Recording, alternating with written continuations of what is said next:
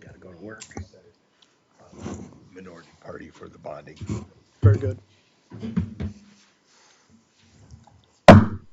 Call to order the Rice Creek Board of Managers regular meeting. It's Wednesday, February 28th, 2024. It's 9 a.m. We're in the Shoreview City Hall Council chambers. Reflect that all members are present. Mr. Administrator, any changes to the agenda?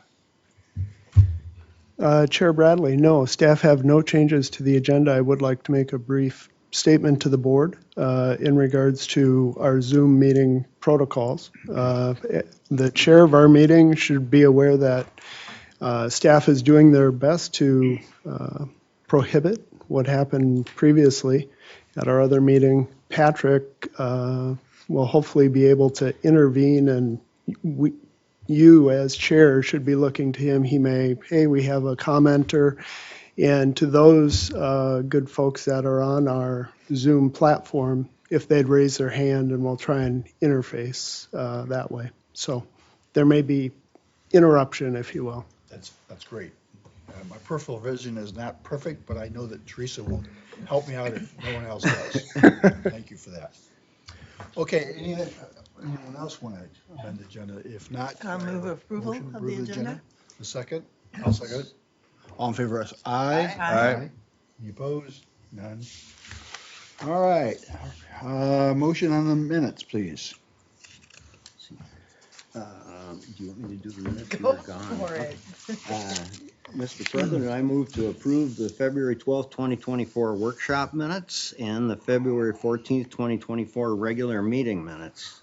Is there a second? I'll second that. Any discussion? Big enough for me to read. All in favor, say aye. Aye. Aye. Opposed, none, passes 5-0. I guess we're already at open, well, that's the agenda, excuse me. Are we? We are at open mic. Anyone online or in the audience? Seeing none? We'll go to, oh, we don't have any. That's No permits. Yeah. We're working this time. Okay, so that takes us what, to the Gallagher? That's correct. Mr. Chair, if I might, in introduction here, the district's been working on its review of its job positions in the district salary schedule. That review and analysis is being completed by Gallagher. We had a board update at its December 11th meeting by Alan Johanning, as well as Ellen and myself. Alan is with us today virtually, and he will give us a presentation in regards to the details there. Those are in your packet as well. And with your permission, Chair, if you'd ask Alan to do his presentation, and Ellen, myself, and he can answer any questions. Alan, welcome to our meeting, and you have the floor. Whoops. Hang on, Ellen, we're trying to get you unmuted. Just a moment.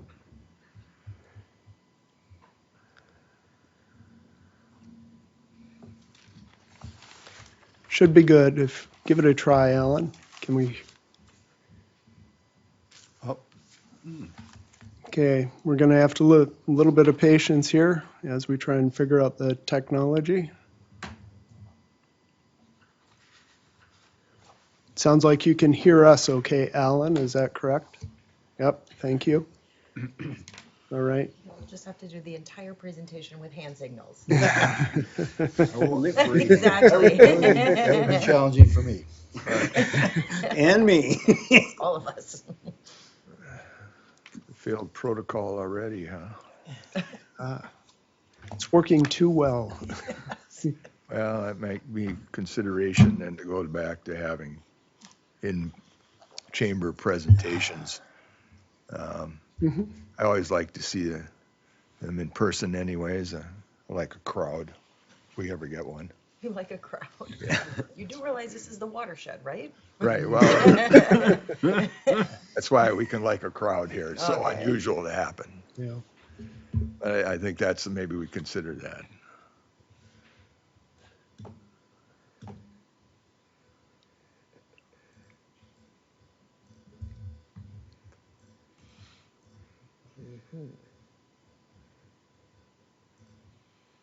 Okay, so we're not able to hear Alan again. Oh, Nope, I we can't thought- hear you, Alan. Can you hear us? You can hear us, okay. And when you go into your settings, is your microphone bouncing? Okay. It's not bouncing. Okay, then you might need to select a different microphone on your end.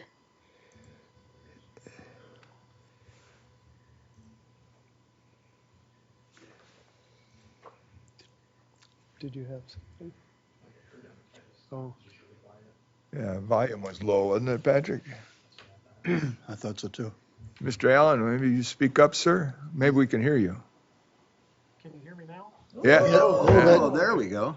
yeah. So- It's, Alan, it's pretty faint. Just give us one moment. Can you talk? Can you come say a couple words? All right, maybe a little singing or something, Alan? We need a continue. You guys wouldn't want to hear that. I promise. Okay, yeah, all right. Coming through. I think we're going to be all right. All right. Excellent. Well, thank you guys again for having me back. As Nick said, this is intended to be kind of an update from the last meeting that we had in December. So I will likely move through the first couple slides fairly quickly and then kind of jump into where we left off and what we've completed since then. So I'm going to share my screen.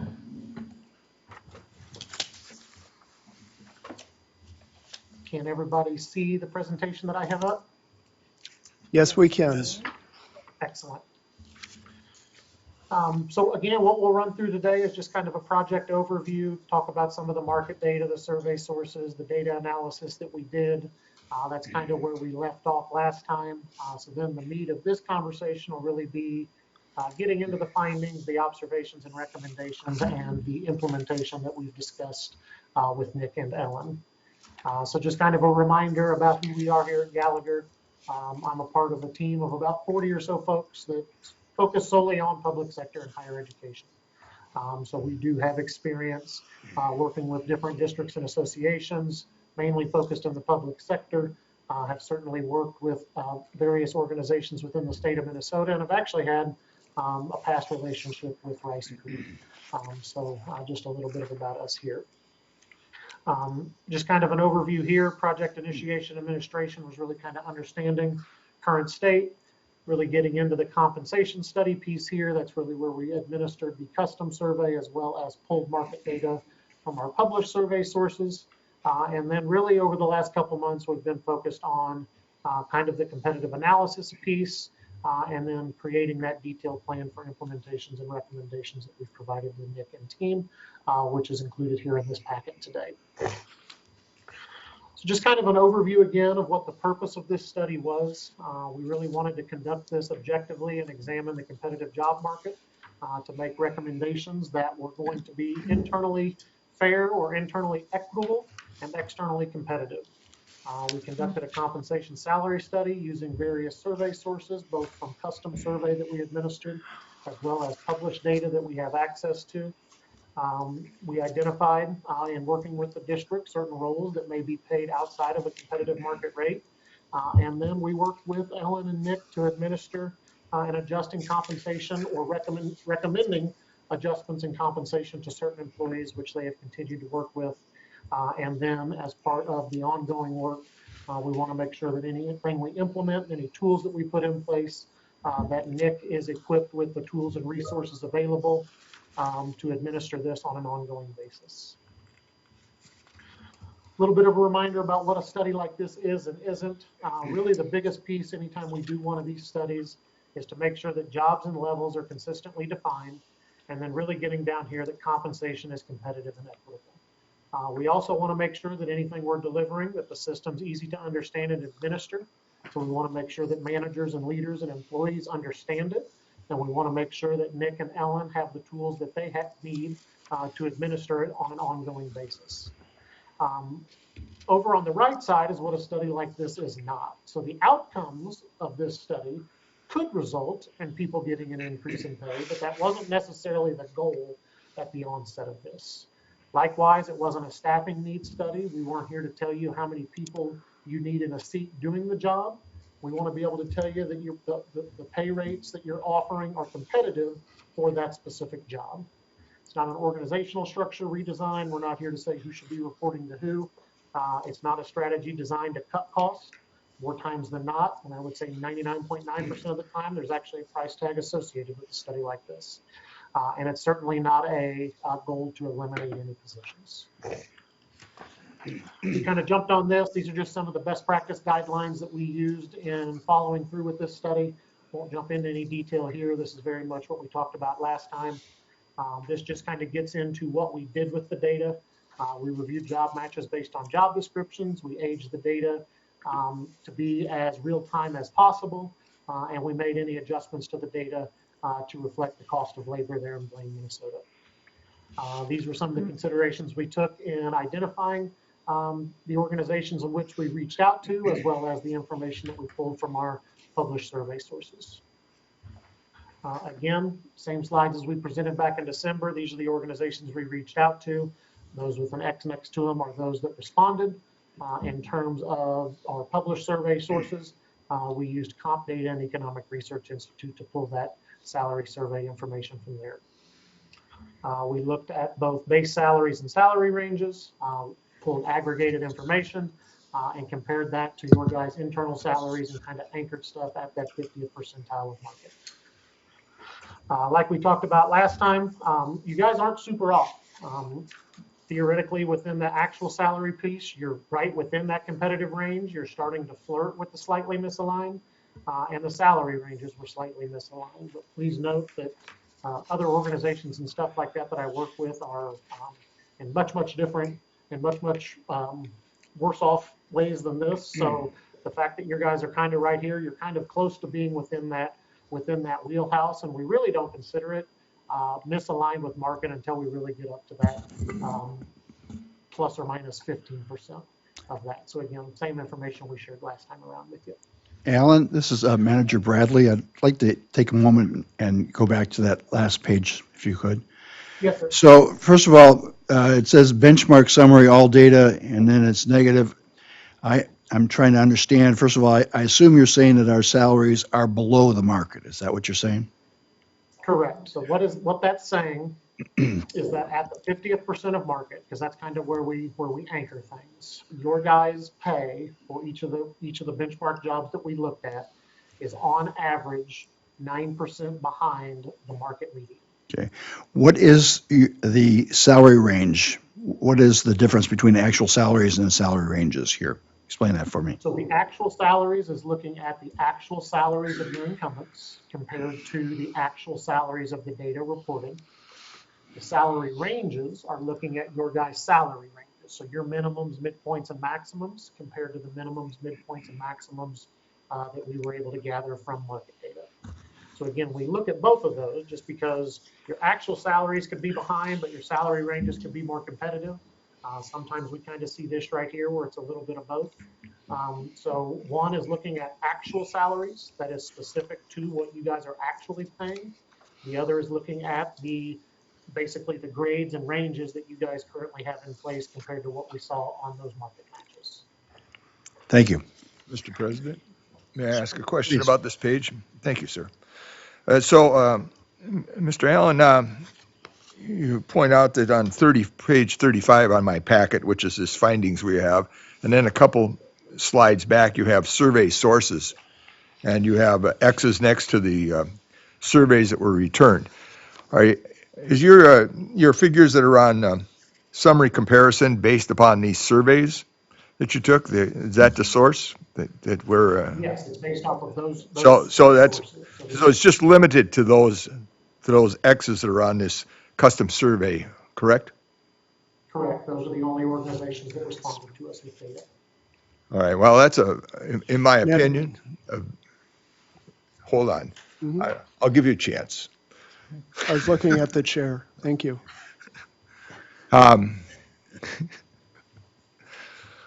Hey, I find that a very limited sample. Thank you. Mr. Administrator. Thank you. Chair, I would like to ask Alan, the right-hand side of the page that is currently on the screen, were not the published survey sources also correct in the analysis of the district's work, salaries? It was a combination of all of this. And in terms of the survey responses that we got from the custom survey, generally we see like a 30% response rate. So the fact that we got over 50% for the surveys that we sent out in this scenario is actually a good response rate. You can see we're well over 50% responses on this. Anything further? Okay, please proceed. Just a bit clarification, Mr. President. So we're talking about 1, 2, 3, 4, 5, 6, 7, 8, 9, 10, 11, 12, 13, 14, and then with the published surveys, 15, 16 sources? Yes, so those comp data that Economic Research you. Institute, those survey sources could theoretically have tens and maybe, multiple organizations are responding to those. So Comp Data and Economic Research Institute, whenever they send out those surveys, they're sending it out to hundreds and hundreds and hundreds and hundreds of organizations. Mm-hmm. So the responses that we get from them is a very, very wide net that's cast to get that. So yes, over here, these are the specific organizations that we reach out to. But whenever we pull information from published survey sources, that could theoretically represent, again, we try to get as local data as possible. We then have to go more regional and sometimes more national to get certain data. And again, the reason that when we have to go out that far, we are adjusting it back to Blaine, Minnesota with that cost of labor. So these right here theoretically could represent a vast number of survey responses or individual organization responses. And Mr. President, then, Alan, what's the weighting then for published survey versus the custom survey? If we had enough responses and felt good about the custom data that we had, we gave more weight to it. Some areas we had multiple responses, and anytime we do a custom survey, we do that because those are the most like to your institutions as possible that we work with in identifying the custom peers. So if we had good information from the custom survey, a lot of times we just use the custom survey. If we had to supplement that to get enough data points to get something to respond to, we then supplemented it with the published surveys. But as I understand what you're saying is that then the custom survey is the heavier weight of these 16 sources, correct? Correct. Thank you. Please proceed. So then based on everything that we found, these were kind of some of the observations and recommendations that we came up with. So based on the information, the fact that you guys are kind of right within that competitive structure, and then in terms of the overall on the actual salaries, there doesn't appear to be a need for an across-the-board salary adjustment to every single incumbent. We would recommend adjusting that salary structure based on the market trend data to get it within that plus or minus 10%. We certainly would recommend, which we've done with Ellen, and Ellen and Nick have done quite a bit of this as well, is evaluate those positions that may be impacted and recommend adjusting those certain positions accordingly. We also recommend adopting a formal compensation philosophy, which I understand that you guys actually did at the last meeting, so we can actually check that one as done. And then we want to make sure that we're implementing any salary administration guidelines and that we're delivering Nick and the team tools within our client toolkit to help maintain the structure. And then in addition to doing this structure right now as a result of this study, we always recommend adjusting the structure on an annual basis to make sure that you're staying in line with the external market. And that any advancement through salary structure should be linked to performance or other quantifiable measures that are going to be consistent and that you have the ability to consistently administer across all of your employees. So as we jump into kind of what that means in terms of implementation, what we're talking about here is possibly adjusting the current salary structure up by 4%.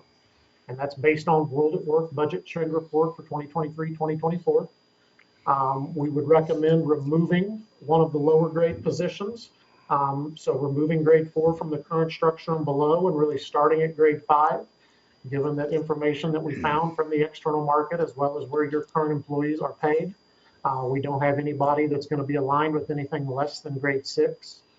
We always recommend leaving kind of a buffer grade there at the bottom in case you need to hire a more entry-level position, so just to kind of have that there.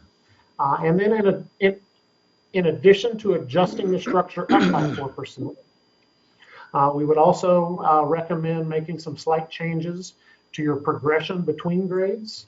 That's really looking at that midpoint progression, as well as your range spread. That's looking at what the difference is between the minimum and maximum. Currently, your guys' midpoints progression kind of jump a little bit all over the board. There's not a consistent progression between each of the grades. And currently, your range spread is at 50% for every single job that you have, from the most entry level to the most senior level. A couple reasonings behind why we would suggest making a couple of these changes to midpoint progression and range spread is, one, as you get into more senior level positions, what the midpoint progression represents is really what is the difference between the grades.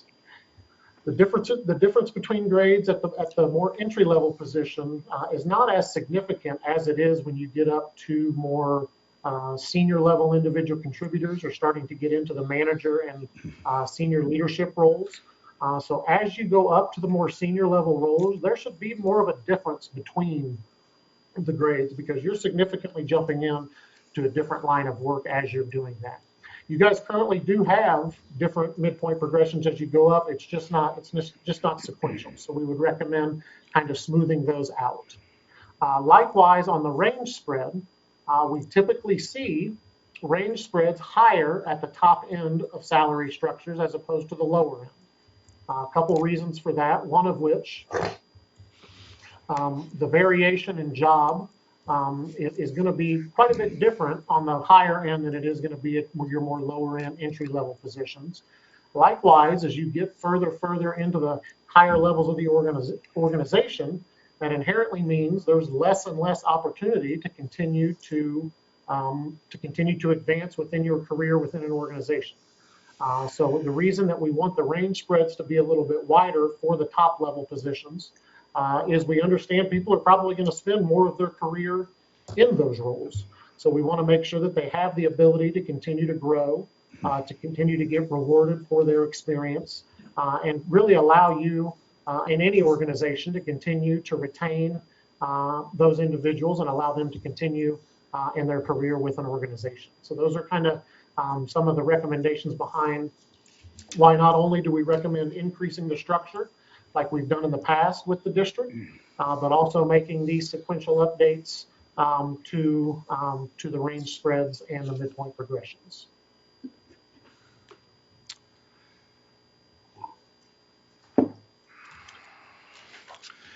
So If we are in agreement that that new structure does work, and it's something that Nick and I and Ellen have been working on, we then placed all the jobs, all of your current positions within the new structure.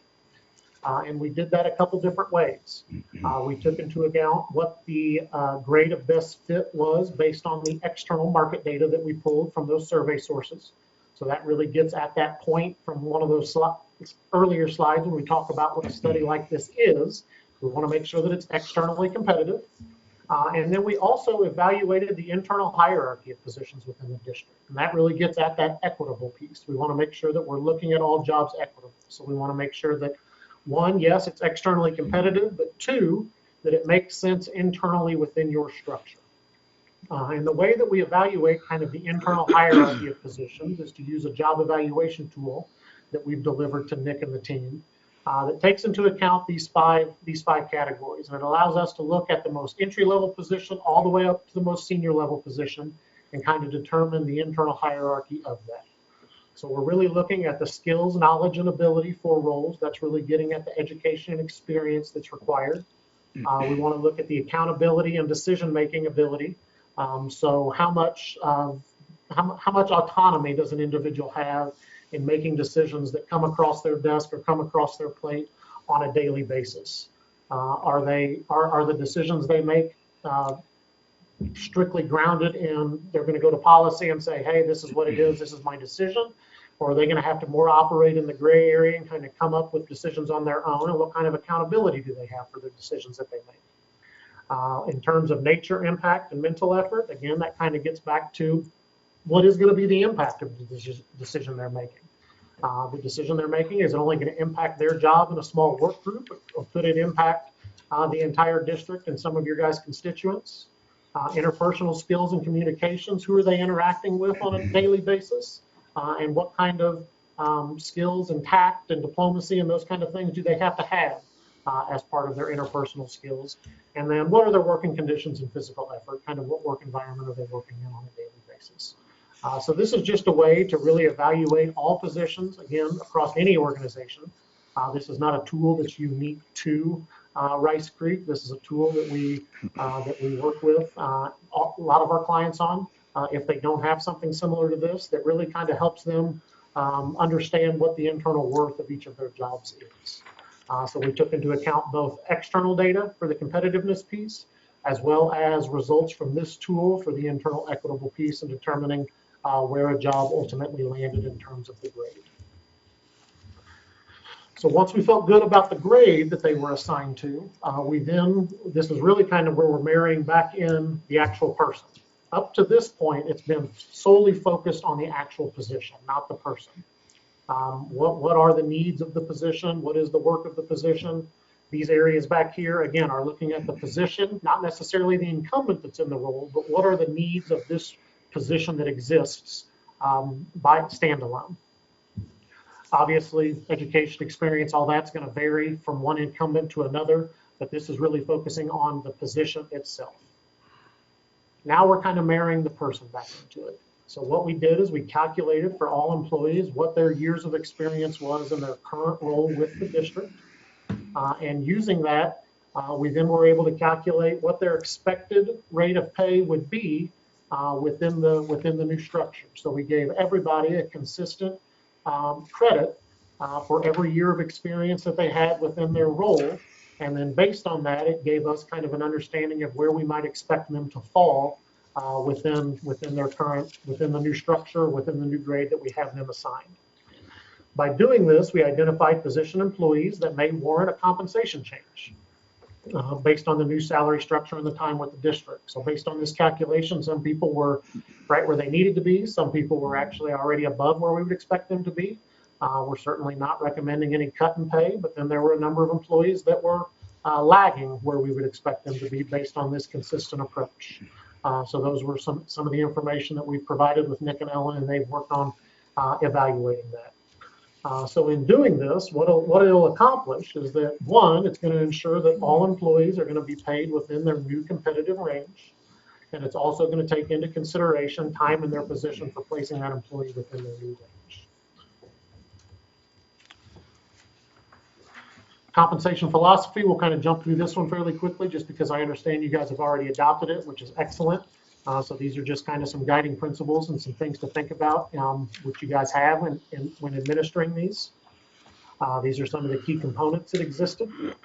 But then in terms of pay administration guidelines and some of the tools and stuff like that that we've left with Nick to allow him to consistently and accurately administer these kind of changes and structure going forward. So this is just kind of a graphic and some verbiage that goes along with kind of where we would expect people to be within their range based on kind of what their experience is, what their tenure is, what their performance looks like.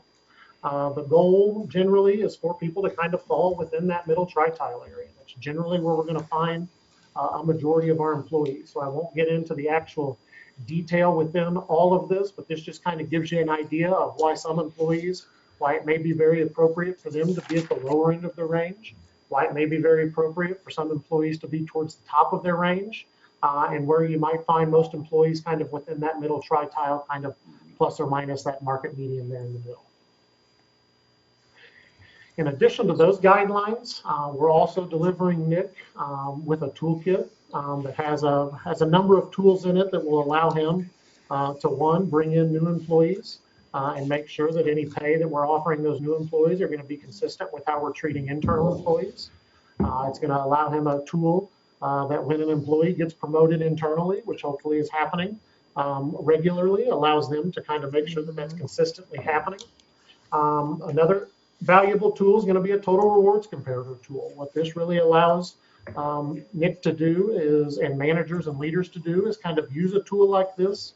One, to retain employees if they're leaving for maybe higher salaries, but maybe not as good of benefits, as well as recruiting external employees. This really allows an organization to give kind of that well-rounded picture of what does that total compensation package look like. So often people are very, very focused on what that base rate is, what that hourly rate is, or what that annual salary is. And they don't necessarily take into consideration the value of vacation, sick time, holidays, retirement matching, benefit contribution towards medical, dental, vision, and those kind of things. So this allows an organization to kind of give $1 to that, to say, yeah, I understand this other organization may be offering you $2 more an hour or $5,000 more a year. But when you take into consideration what our total comp looks like versus them, you'd actually be taking a pay cut. So just a tool that allows people to look at that. Another tool that allows to look at the internal equity assessor. Again, it's just kind of a tool that you can keep up to date and kind of keep the information that we've put together in terms of education, experience, all that, and kind of allow it to be a living and breathing document so that you're confident that you're keeping that internal equity amongst your employees. Some distribution range modeling, that kind of gets back to that previous slide as to where you might expect employees to be. And then the last tool is just a simple Fair Labor and Standards Act or an FLSA tool that as you're creating new positions or things are changing in the market, is the position, can you pay it exempt versus non-exempt? Is it a position that you're allowed to pay salary for, or should it be an hourly rate position? So again, the goal of this is really just to give Nick the tools and Ellen the tools that they need to continue to administer any of the changes that ultimately are made within the district. And I will kind of stop there.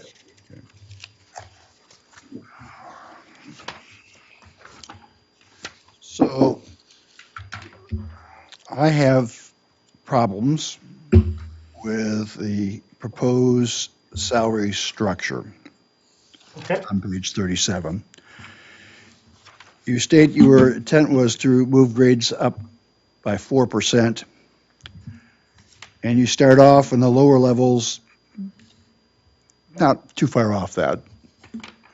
But as you move up into particularly the top range, 10, 11, and 12, the range maximum increase at range 10 at 14.5%.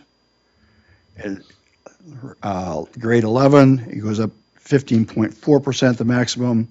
And at grade 12, the maximum goes up by 17%. And that would take us, first of all, no way could we possibly explain to our public and our counties why we would have a salary range of $182,000 for a position we currently pay $135,000 to. So it has the visual impact of being unattainable. It also, to me, is inconsistent with the idea that we were moving the grades up by 4%. It also is inconsistent with the fact that we're only slightly misaligned. And I'll stop there. Mr. President, I would echo that I wouldn't call us slightly misaligned. I think 11 versus 10 isn't a slight at all.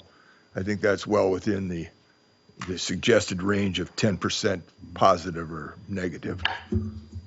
I don't think, I disagree with you, sir, respectfully, that we're slightly disaligned. Yeah, but I agree with what you're saying. So. Okay.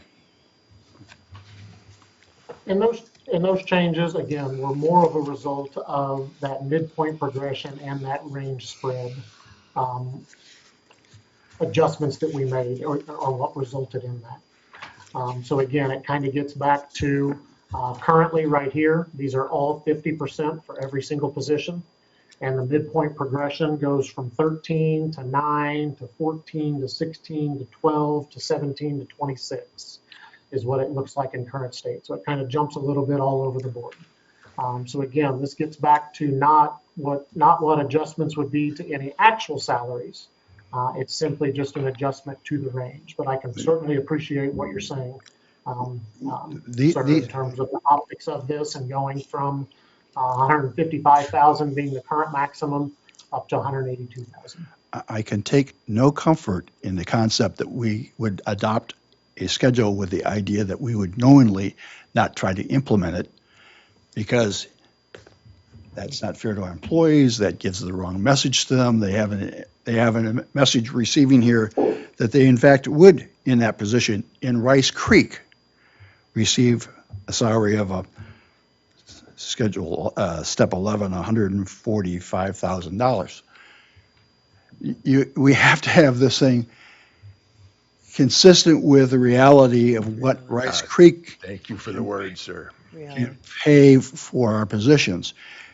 If someone can find a job in step 11 at $145,000, I will go to their going away party and congratulate them. Yeah, more power to them. Absolutely. We are Rice Creek.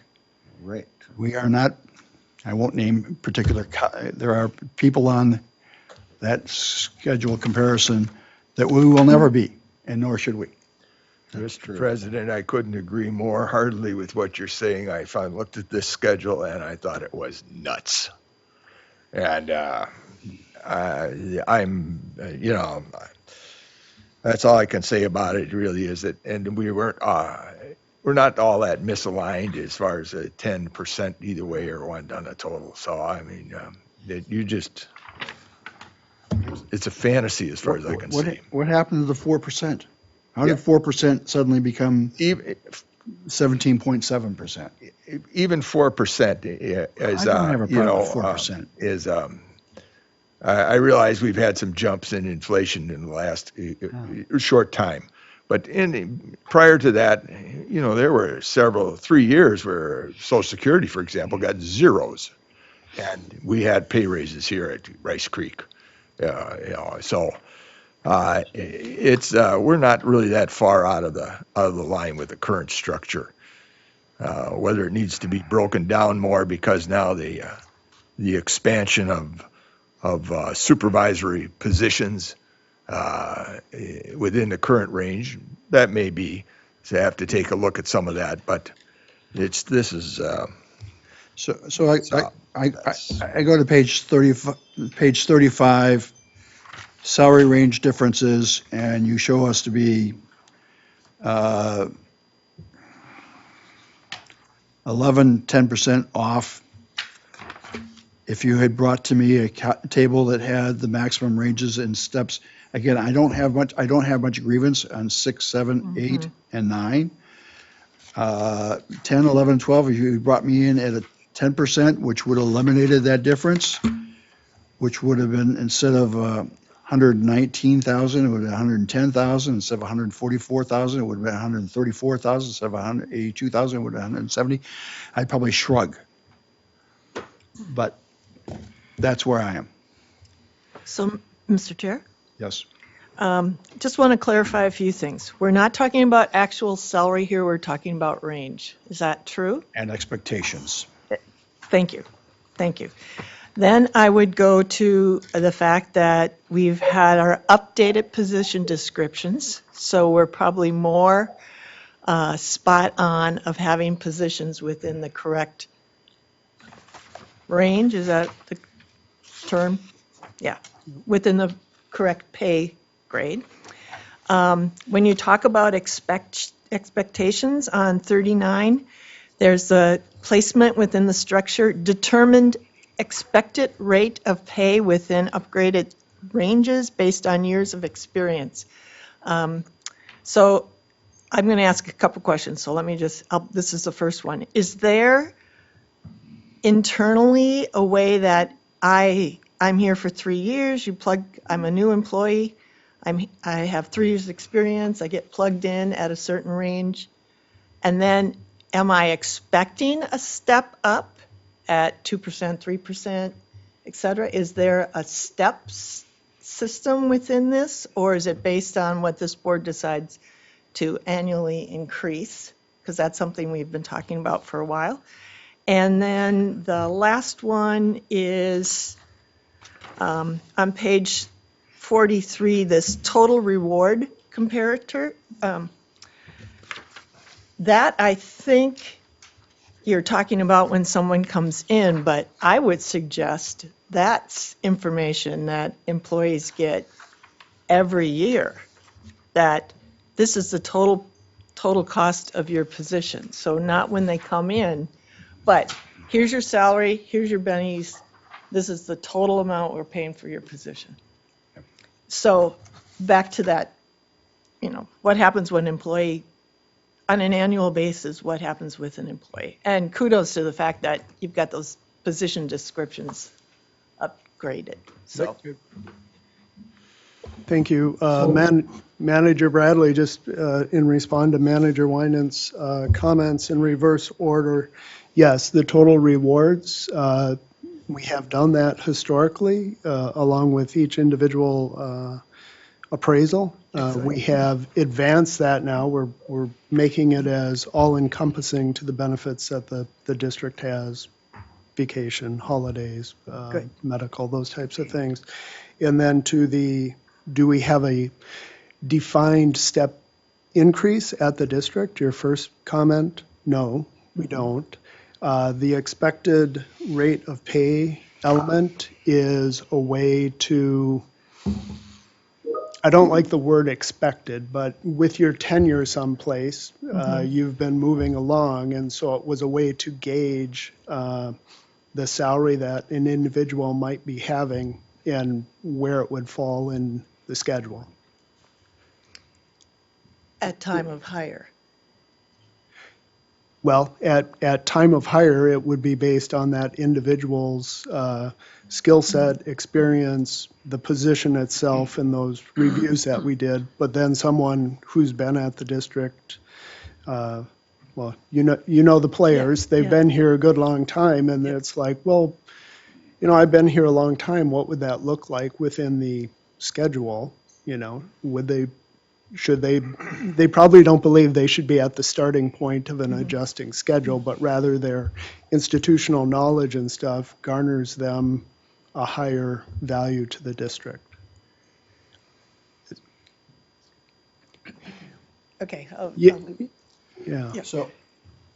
So my recommendation would be that we not accept this table, that we ask staff to bring us a new table, which, in accordance with the table on page 35, would not increase any range by more than 10%. Mr. President, can I Certainly. get some clarification before? Certainly. Okay. My question is, it seems to me that this is based a lot on years of experience. And I'm wondering if we're using these as a general rule. You have your categories, but do you expect 2 10-year employees to be paid exactly the same? Or is there variation? Are you using variation for the difference in the employees? Let me kind of give you what I'm, say in our business, we have 2 people that do the same job. They're assemblers, both 10 years experience. One does 5 a day of whatever they're doing. The other does 4 and makes a lot of mistakes. Are they both paying the same because of this here, or are they getting paid for their value? Matt? So I'd say that the years of experience are intended to be kind of a proxy to give an idea of that. And I would say absolutely, you'd want to take into consideration the performance and the differences between these employees. So if you had a consistent performance rating for all employees, I mean, the years of experience is one piece of it, but by all means, performance should be taken into account as well when any final decision is made regarding compensation changes. Okay, it just seemed like a lot of weight is put on the years of experience, which is, I get it, that is valuable, I understand that, but Yeah. I think there needs to be leeway for people that excel. Manager Brad, if I could, Chair Bradley. Manager Wagaman, Board, yes, thank you, Ellen, for that explanation. So the quick answer is no. It is noted here because it is one of the methods by which we gauge where staff is at or where they may fall in the schedule. But there's multiple factors that would be utilized in determining any one person's wage. And I'll just make note, I did ask Ellen to be with us. And Ellen, if you have any comments that may help with the discussion at the chair's discretion, that you could speak to it. Ellen is always welcome. Thank you, Manager Bradley. Ellen, can you hear me? I can, yep. Would you please go back to the slide that shows the 5 components of the JET tool? JET stands for Job Evaluation Tool. We had to ask, what's JET? Oh, it's a real fancy name, Job Evaluation Tool. So as you see on the slide here, those 5 components on that second bullet, What page are we on? it's slide 14. Not sure what page it's on. That is- 38. Thank you. Thank you. Right. So this is a tool that Alan delivered to us, and Nick and I went through every job description and also took into account, you know, all these aspects, and it was based on the job description. And then that, of course, got married into the years of service, Manager Wegman, that you talked about. That's one piece to somewhat of a guardrail that we want to be, according to the data that Gallagher has given us, ensuring that each employee is at least within the range of the formula that Gallagher gave us to give account and give credit to people with their years of service within Rice Creek and within their roles. So there are lots of factors at play in this, and we've spent many Zoom meetings, Teams meetings with Alan to understand it ourselves. And I think that with the tools that they're delivering to the district, they're really helping to ensure that there's a solid science behind this, excuse me, and the tools to administer it in the art of it, not a step system of what each employee expects they can make next year. It's not a graded step system like that, but that the performance is rewarded based on the grade that the job description indicates that they should be at. And so just to address Manager Bradley, if I may, the high number for those grades 10, 11, and 12, that is a concern. Again, that's just a range, and I understand, I hear the concern of the optics, but again, it comes back to what is the actual salary? And that's, of course, something that's open to the public to learning about. And so if the board chooses to adopt this or modify it, it is a solid structure based on the midpoint of the lowest grade and somewhat built on that takes into account the market value for the positions, going back, Manager Waller, to what you indicated, because that's who our direct competition is for our talent. We want to ensure that we're holding on to our talent. And then with the wider grade range, ensuring that we can reward people who might be staying in their same position because we don't have a lot of opportunity for additional higher jobs. There's only, staff of up to 18 in the district, but being able to reward them over the years. So again, I have to push back.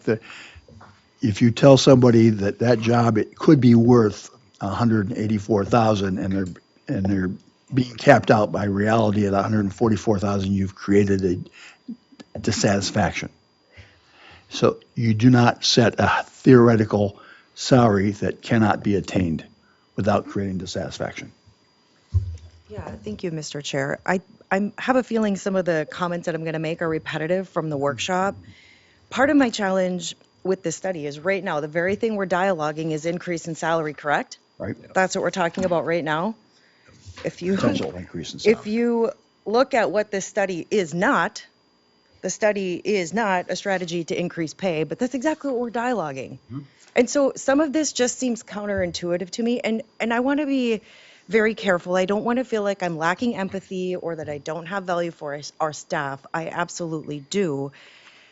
If some of the results on or the findings from the study, like slide 11, if it was not showing me that our actual salary is already competitive, I think I would be more open to have this dialogue. So I'm really struggling with even discussing this, quite frankly, because nothing that has been presented to us through findings is showing us that we are way off base or we're not doing it correctly. The question that I do have, and I believe I asked this in the workshop, and forgive me, I don't know what I did yesterday, let alone in December, and it's some random Monday morning. The salaries that are indicated in the findings in the study, does that include total employee cost, or is that just the salary? And by that, I mean in the city of Blaine, when we're looking at comp studies, and we did this at the city of Blaine, granted that's 300 employees versus 18, does that include benefits, vacation, or PTO, or some of those other things that are added costs to that employee? So when we dialogue salaries at the higher government level, let's say it's $200,000 a year, that includes all the costs that goes into that employee. So that includes, all the things that we just dialogued, the cafeteria plans, all those things. So does this reflect that, or are those add-ons, I'll refer to them as add-ons or cafeteria items, is that extra to the salary and added cost to the watershed? Sure.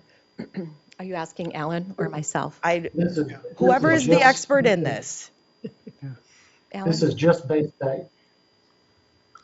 Okay, so if that's the case, then I would suggest that there are other ways to honor the time or commitment that someone has had to a specific role. It's not uncommon, I think, those of us who are business owners or who have been in the workforce, if you take a brand new job but you come in with 10 years of experience, more likely than not, instead of getting the 2 weeks minimum vacation, you might get 4 weeks or 6 weeks. I think there's other ways to value employees' experience, time, effort, and I don't know that this is reflective of that. I respect the time and effort that was put into the study. And just a random question, and this is going to sound catty and it is not attended, so forgive me. What was the cost of this study?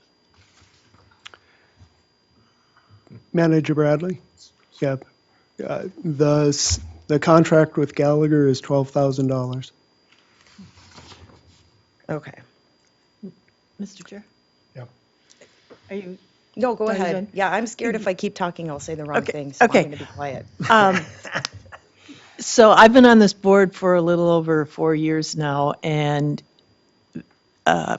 when I came on, the whole salary information that was in the packet was dated 2008, Yep. as I recall. So this has been a progression over the last couple years, even with the position descriptions getting updated. So I see this as an updating of the employee portion of the watershed. And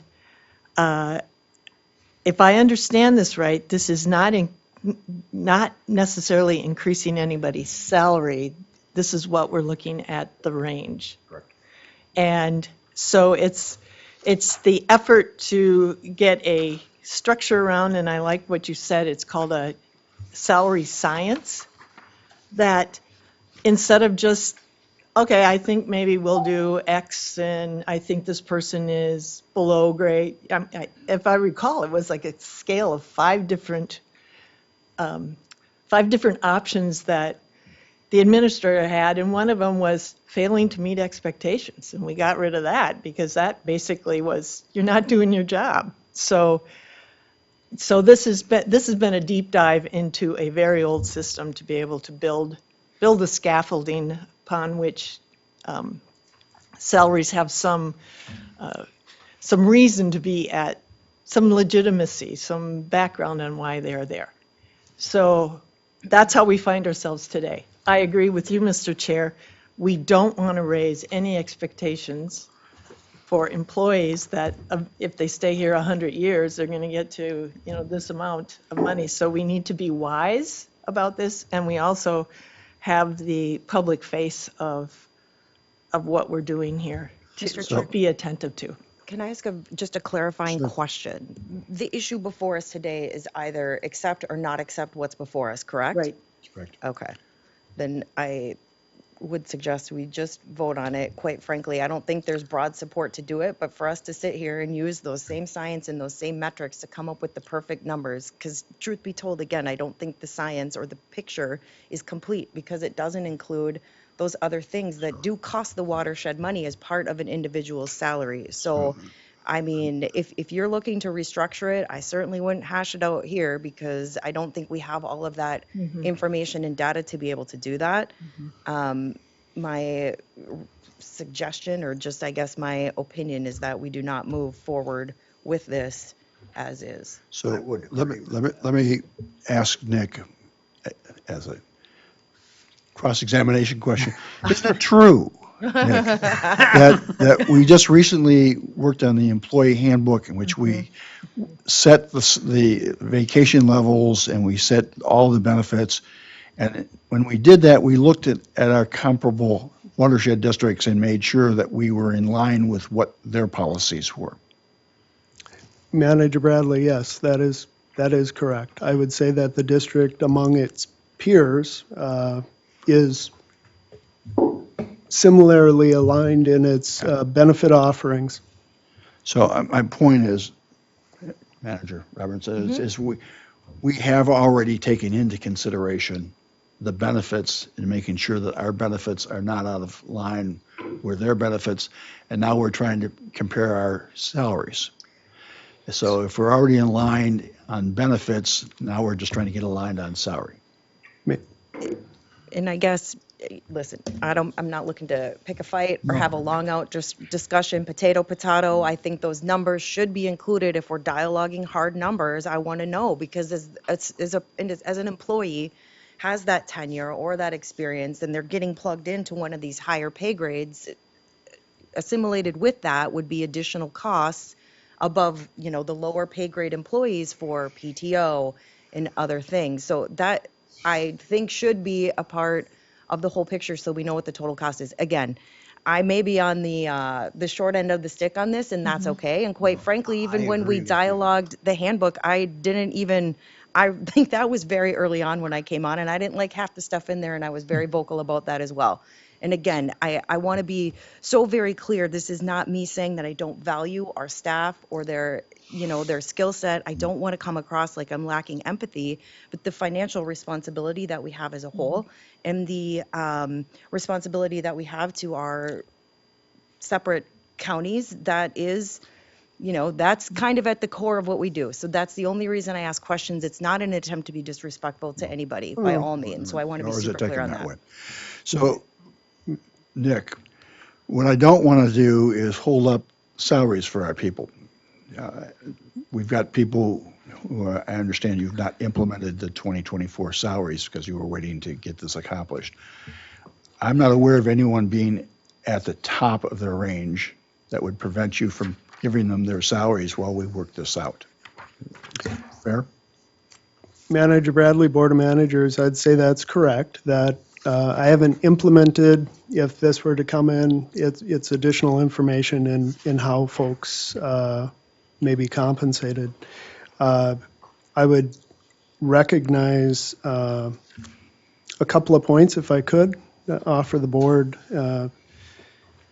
You have within your adopted materials to do this periodic work, and here we are. So, and this is a bit different than the last one you did in that it's the deep dive, and I appreciate Manager Wynant recognizing the review of the job descriptions, that sort of thing. We gave it a thorough scrubbing. Thankfully, to Manager Waller and some of the other comments, Manager Wegman, Manager Robertson, the table competitive, slightly misaligned between your salaries and the salary schedule is good news generally, but nonetheless, the good work that Gallagher does has its, frame, and you got to call it something. So I would suggest to the board that utilizing that information to stay current, and our adjustment here is perhaps slight. To the table and the concern that was referenced, page 37 in your packet, yes, that is the idea, to adopt a salary schedule that the district can implement. Concern was noted about the high end and how it isn't necessarily in agreement with that previously noted 4%. I think that's something that Gallagher could even do on the fly, but I don't think it's respectfully let's not do anything and disregard this, but take action. And if you would like the top end, you gave some numbers, Manager Bradley, of where you thought the limits were at the very top, so be it. So let me try a motion. John, did you want to say something first? Well, I'll wait till Stevie put his hand up just the same time, so. And no, you said something, I forgot what I was going to say. It'll come back to you. Yeah, it'll come back to me in just a minute. Go ahead, and I will. What I was going to do is, Mr. President, Yeah, John. I did have want something. I'm not in favor of going ahead with this today, so that'll be clear about it. I'm a no vote on it, so that you understand that. And I find that there's been no total cost compared to what this That's what I was implementation gonna is, say. what we had before. There's never been a total cost. And I'm going to say total cost includes the, not just the actual pay salary that goes in your W-2 form, but those others non-taxable things. And I think that once you take a look at that and you add that in and you consider that part of the salary range, that we are paying very well. And if we are a little bit on the right-hand side of the curve versus the left-hand side, or whatever the downside of it is on the bell curve, below the 50%, I don't have any problem with that. We're not Hennepin County. And, and that's why I made a point earlier talking about the weight of the survey and who was in the survey and how it looked in the survey. And I also don't care for this idea of re-examining this every year or 2 years. I think that's far too short. Yes, it was a long time before we looked at it before. But on the other hand, when you looked at our salary ranges, our people weren't being disrespected by an older program. They were well compensated. so, Mr. Bradley? Yep. Or Mr. President? I mean, I do agree that the benefits are a big deal. Something happened. One time, my wife got a thing from her business that she worked for, showed all of their benefits and we were shocked. I mean, both of us were shocked at what the benefits she had no idea she even had. Health And were insurance. getting above and beyond her salary.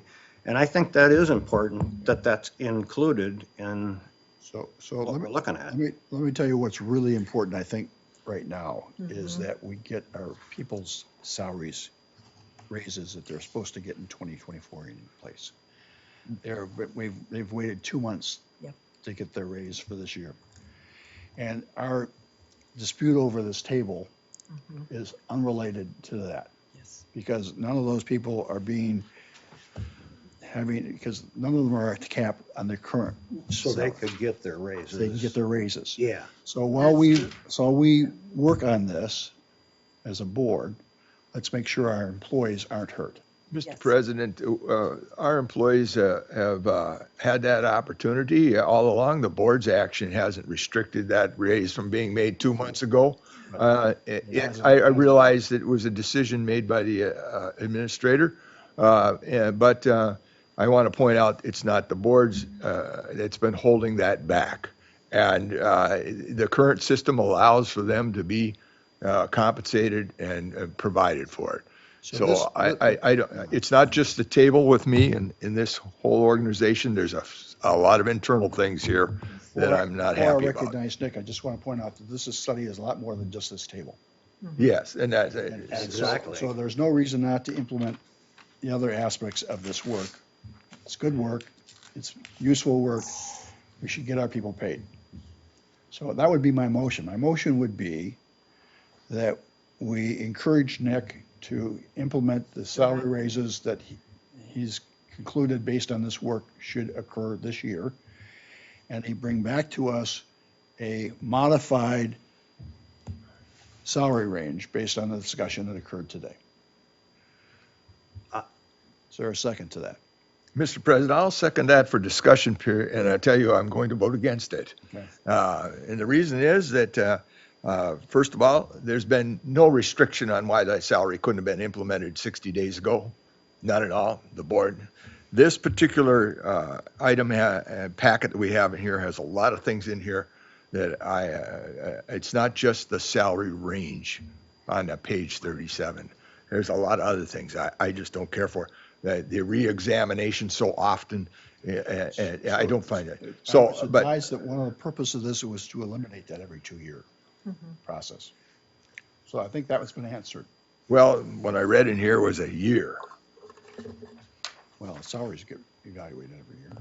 And so, but not the way I read it, and maybe I misunderstood it, was to reevaluate the ranges, not just the individual's salary. I mean, that happens on a years.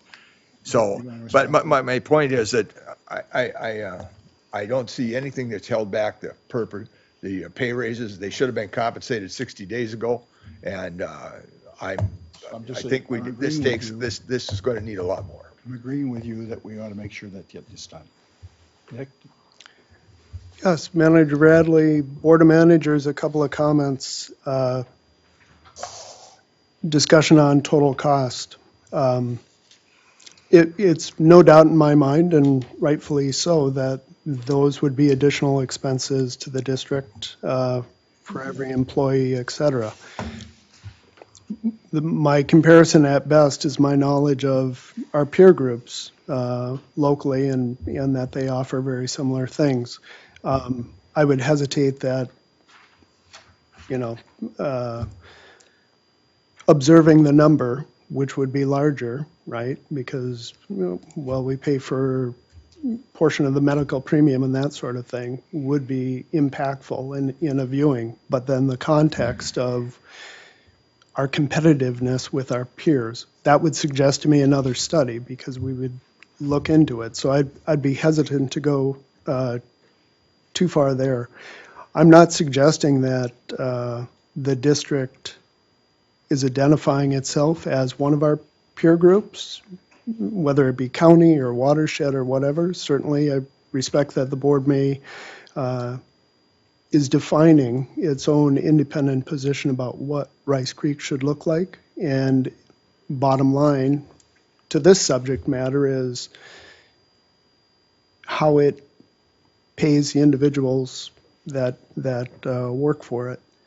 And then to the, implement the raises, that sort of thing. So the scouring, if you will, the scrubbing of the job descriptions and the placement on the scale and all that thought that goes into that, the value there is aligning internally, equity.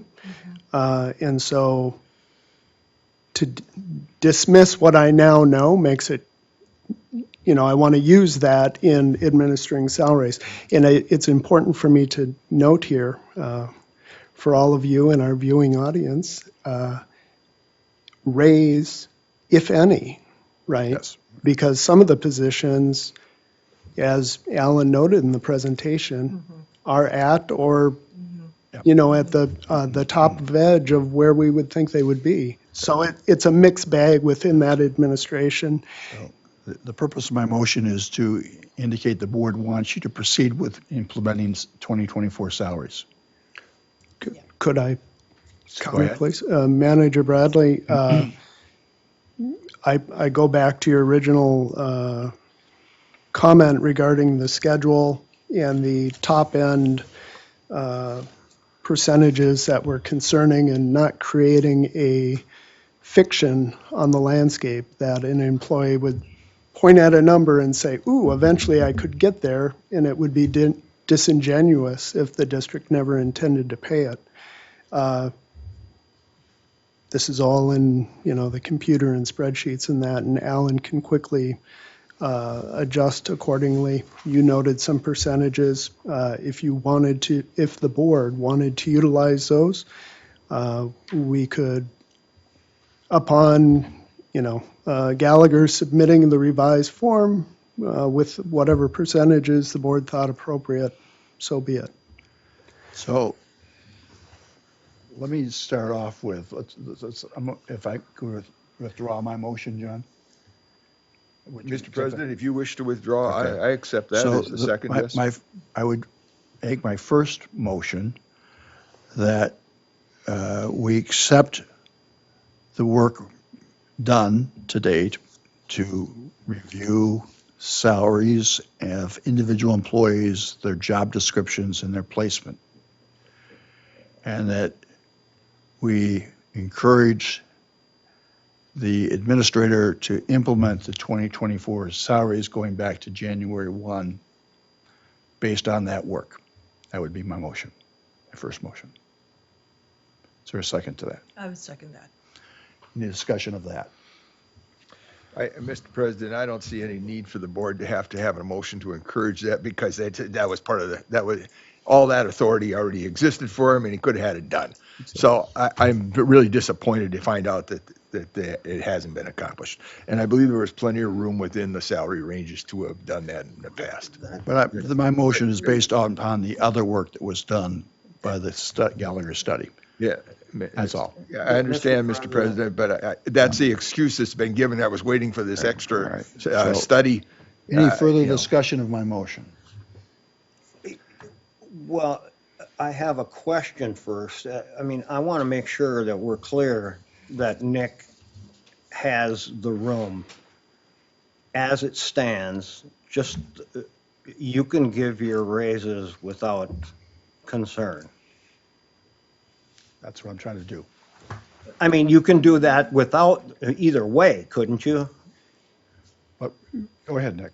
Yeah, thank you. Manager Bradley, Manager Wagaman, what I would say respectfully, once you know what you know, it's hard to unknow it. And so to Manager Bradley's proposed motion is outside of the schedule that's proposed, there's a lot of background work that I could utilize. So I'm understanding his motion to represent that. Please, go ahead, use that. We asked for this study. There is value in that information. Use it accordingly to the duties that are assigned to the administrator. And that is workable. As I noted in my memo for this item, I can adjust salaries based on that information and stay within the board's approved budget for 2024. Go ahead. I want to make very, very certain that I'm understanding because I feel like we're dialoguing. I think we're asking the same questions, but through other intents. Like I think each of us is asking the same question, but through a different lens. What you are proposing is that we greenlight the 2024 salary increases based on Salary this, adjustments or yes, not necessarily. whatever definition we're going to use. Yep. Money up, whether we increase, whatever you want to call it. Based on what's in this, is that correct? Except for the table setting the maximums. Okay, can I ask just a very quick clarifying question? And Nick, I certainly don't want you to feel like you're in the crossfire, just because I want to understand, because some of the things that are being said are not things that I've heard before. So I just want to make sure that I'm understanding. Absent of this very thorough study, and whether we accept it or don't accept it, you as the administrator have complete authority within the budget that's already been approved to approve any salary increases for 2024. Is that correct? And this isn't me like, again, I want That's to the make same sure I'm question I was understanding trying to get because at. I'm hearing things that I haven't heard before. And so I just want to clarify if I'm accurate or not. Manager Bradley, Manager Robertson,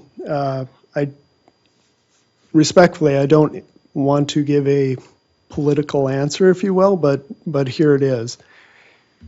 Yes, the administrator is by his job description given the authority to implement. How I would qualify that, and this is the careful statement, we do not have a adopted 2024 schedule. I see Manager Bradley next to him has the old schedules. Sure. So could I implement something? Certainly. Would the greater knowledge of a adopted schedule for 2024, that certainly gives me greater certainty in doing the task that you've asked me to do. So I will comment on that. Thank you for clarifying that. I mean, the simple answer is yes. And now I'm going to give an opinion. Yeah. I have more faith in your ability to give raises than I do in this report in its current form. That's just me being super honest. So if your motion is for us to approve the raises and be cool with this report, I'm a no. Because I'm not cool with this report, but I think we've all put our faith in ability, and Nick is the administrator to be able to do what he needs to do, and he has the authority to do it. So again, I'm not looking to push for the discussion. If we need to call the question, I'm happy to do that, because we gave this certainly our due diligence at the 1 hour and 15-minute mark. So to try to answer your question, the purpose of the motion is to encourage him to implement the 2024 salaries using the information that he has available to him, which would include the studies we've done with the assistance of Gallagher. That's the purpose. And I understand that. And So, with that, like I said, I have more faith in this Yes, gentleman and right that's what here it- than I do in this That's where I want you to vote. than Vote this your faith in document. him. Yeah, but you're not asking me to vote in Nick's No. ability. You're asking me to vote in favor of this report in conjunction with allowing those raises, to which I will vote no. And I will do the same. I think I think Nick can do the job, and I agree with her. That you were getting at the exact same question I was trying to ask, and that's exactly what I was I'll questioning call the too. question. All right. All in favor of the motion, say aye. Aye. Aye. All opposed? No. No, Well, Let me do a new motion. We Let them do it. we recognize and agree that Nick has authority to set salaries in 2024 using his best judgment. he always has had that So is ability. there a second to that then? I'll second, with the caveat within the budget that's already been approved by this board. There you go. Any discussion? All in favor, say aye. Aye. I don't understand why we even had to have such a motion like that. Well, Agreed. There you go. That's- Yeah. Thank you, Manager Bradley. Certainly that adds clarity to the record as to the direction of the board in regards to the job description that I hold and its work. Comment, and maybe you were going to go here to the entirety of the board. I will need a little bit more direction on where we go from here. Obviously, the contract. Next up. Oh, okay. I would note that the work that Gallagher did crescendos, or is a salary schedule for 2024, although there's a lot of moving parts and detail within that.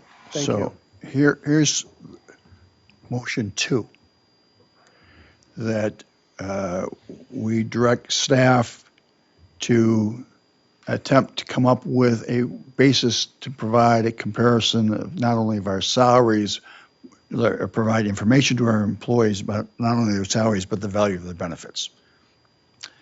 And however we do that, so that when we say to an employee, your salary is $110,000, but we're paying $7,000 for your health insurance, and we're paying, cost of value of your per day of vacation, your benefits are worth another $30,000. So your job is really salary plus benefits of $140,000. Mr. President, would that be Yes. like language, instead of saying a salary range, a total compensation package range? We would be looking for total compensation package.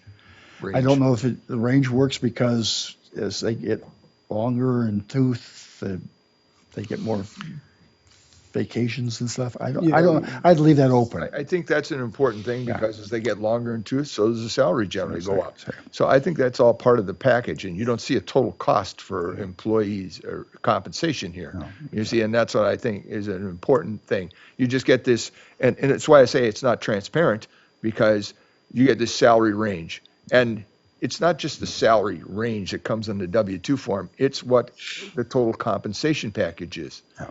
And that can vary quite a bit, the value of those things, such as insurance. If you're a man who isn't married and doesn't have children, you don't draw the insurance as the man who has the family. I'm not saying that's right or wrong. I'm just saying a point that to be made. Same with a defined pension program. There's a great value to a defined pension program versus an 401k. So I, for one, don't know enough to try to define what the end product should look like. Anecdotally, could I add, when we went through this at the city, when the information was presented to council as a whole, all the final results, it had all the steps, very, very similar to this. The option before the elected body at the time was that we could complete the steps in the program within a percentage range. So for instance, had we done exactly what the study said, that would have put us at like a 75%, overall through the years and the steps increase. Where we landed was to fund it at like 50%. And that subsequently changed all the numbers in the charts because we were saying, here's what our our level of being okay with all the info in here is an overall percentage increase cost to, in this case, the city. So maybe providing data through a different lens, like what the total cost increase would be, and then allowing us as the governing body to find a comfort level, whether it's at 100%, 75%, 25%, whatever it is, while including the costs of the additional cafeteria items and things like that. Because I think what lacks too, when you're looking at just this chart, you're thinking it through like just a single lens. Like this one employee is going to get paid, I'm throwing numbers, $110,000 without seeing the full picture of the cost increase to the district. So maybe when this does, I'm assuming this is going to be an ongoing dialogue, when it comes back an overall picture that includes, an increased percentage overall to what that cost is to the district. Does that make sense? Yes. What I'm saying? It's an overall picture, because I think the overall picture to me, reading this report, is that we are competitive and 1% marginalized. So that to me doesn't give a full picture of cost, because I'm seeing minimal error on the watershed's part as it really relates to salaries in general. So just a thought, when the data comes back, to have it viewed through an overall lens and what those percentages look like. And instead of us arguing 110 versus 99,000, just let us argue or dialogue through the lens of an overall cost increase to the pay plan as a whole and what that looks like. Using this data, because I don't want to disparage anyone's time and effort, the input and the time that was, went into this is value, definitely. But maybe bringing it back through a different lens, allowing us to have a more full picture than a per pay grade, step this, range that, overall cost. And then that allows you to filter in the numbers and say, okay, here's the board's comfort level, and we'll work within that. So clearly, this is not something we're going to come back Exactly. with in a short period of time. Exactly. So my question to my colleagues is whether they would be comfortable so that we've got something in place this year as a salary schedule where we work on this broader picture. If we could ask that the salary schedule be increased by 4%, as was the initial, and we'll work on the rest of it later. So adjust current structure upward by 4%. So, But I think we- Mr. President, we have a budget that's established for this year, and the salaries should have been determined on that budget in November. And so now to say after we've had this study done and the It's not delay. a 4% increase in salaries. It's just a change in the increase in the range. Yeah, by we're talking about- 4%. Yeah. And Salaries, he's going to set the salaries based on the budget. I'm just saying it, I don't see any need to change anything at this time. There was plenty of information to have made this decision in November at that time and provide for that. And so now this added information is available, and so it has been, we've waited for that so that there could be, it's been waited and brought here. This should have been done, finished, and there's plenty of authority and information that was available. I don't see any reason for any more. We need to look at this study and find out what parts of it we think are valuable and what are nice, but our Cadillac. John, I'm looking for a placeholder while we do that. But Well, I don't think we need a placeholder, is what I'm saying. you It already already have exists. one. Yeah. the budget was set for this Yeah. year. We've given, well, Nick, we didn't even give Nick the authority. He already had it. Yeah. And I think, Exactly. you know, So then is it your view that Nick, as part of that responsibility, also has authority to set the salary schedule? no, we've asked Nick to take care of the 2024 salaries. I guess I don't understand even the need for additional motions at this time. So, Mr. Chair, Please. we have a 2022 salary schedule that unfortunately you don't all have a copy of. That is up for revision or adoption or review or whatever. Maybe the, So you may recall there was a 2021, which was used in 2022, and 2022 used in 23. So this is now, if you will, getting to be 2 years old. yep, And all I'm asking for is a placeholder to allow a across-the-board 4% increase in that. in the In the 2022 2022 salary salary. structure. Mr. President, I'm saying that I think within that current structure that's only 2 years old or so, there's plenty of room to provide that 4% already. It's not necessary for another motion or such that the individuals can work at that. That's based on the recommendation of our consultant, who found that we were 9% off, well, and salary ranges were off by 11%, and trying to get that up to, so it'd be 7%. And Mr. President, respectfully, as I said earlier in the meeting, that we're not out of the ball game at 11%. It's within that 10% to me fudge factor that they've given, either positive or negative. Nor would we be ahead too far by getting it from 11% down to 7%. but really you're arguing, sorry, Go ahead. really we're arguing 1% is what we're arguing. We're not arguing a full 11% based on this chart. Again, there's nothing glaring in here that is prompting me to take action right now and accept parts of the report and not other parts of the report. So, or the data or the information provided, excuse me. I want to make sure I'm using the right terminology. Again, I feel through the last motion, we gave Nick the authority to do exactly what he needs to do. This report is no longer part of that equation as it relates to raises because we've already given Nick the authority to do that. Now, what we have to do behind the scenes with the report remains to be seen. I don't even think we need to take a motion on that. Staff is hearing us. Our HR consultant in Gallagher is hearing. I'm like, hey, present different data, show it in a different way so we know what the total overall cost is. I don't think there's a need for any additional motions. I think the vibe of this board is we absolutely want to take care of our staff. Nick has the authority to do that. We just doubled down on Nick's authority to do that. So if a report here or this little chart that you have down there is 18 months old, that doesn't hurt my feelings. We're still going to take care of employees. I don't care if it's 10 days old or 2 years old. We're going to take care of the staff. And I think that at the crux of it is what we've already accomplished. So I don't see the need for additional motions or, quite frankly, dialogue on this, because I think we've done a very due diligent job on whether we agree or disagree with the contents of this report, and ultimately staff will be taken care of. Yeah, I want to make clear, Mr. President, I don't have a problem with what's in there. I mean, the report's fine. I just think we need to go farther I on understand. I'm just on trying- the other part, and I don't see any reason to pull things out of the report and do them individually at this point. I think Nick has all the authority he needs to take care of everybody. Please. To comment, Manager Robertson, the total overall cost won't change whether the board adopts this model, this structure or not, because Nick does have the authority, absolutely. what he has utilized the tools from Gallagher for, excuse me, in estimating what those increases will be for staff is within the budget that the district, or I'm sorry, the board has given him.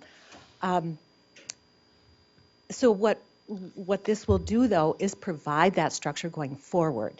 And so this structure would probably be able to live within the district for quite a long time, whether or not those upper grades are shrunk a bit, Alan, or not. This is a solid structure based on lots of research, and it is within the budget that you've already approved. So no additional cost in adopting this or not, or in modifying it or not. Manager Bradley. Yeah, I have a problem with that. Just to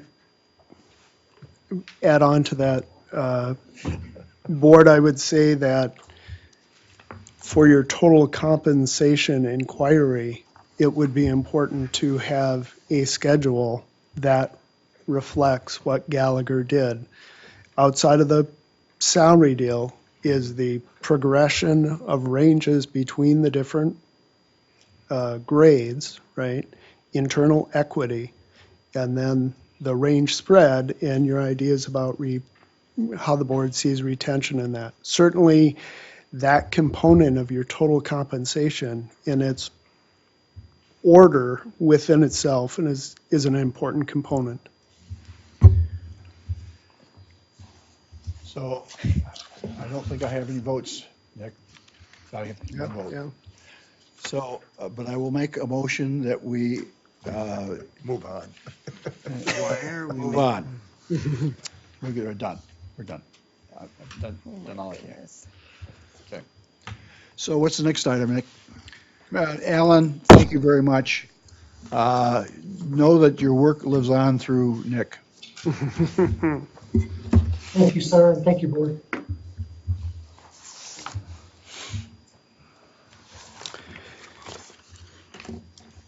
Board of Managers, Manager Bradley, the next item on your agenda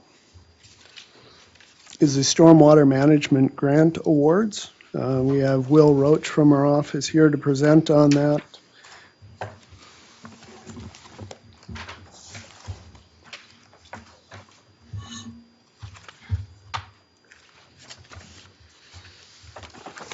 Good morning, President Bradley and Board of Managers. So as Nick noted, I have the funding recommendations for the 2024 Stormwater Management Grant here for your consideration this morning. We go ahead and go to the next slide, Patrick. Yeah, Will, if you could collapse the participants on this, we can. The mouse up there.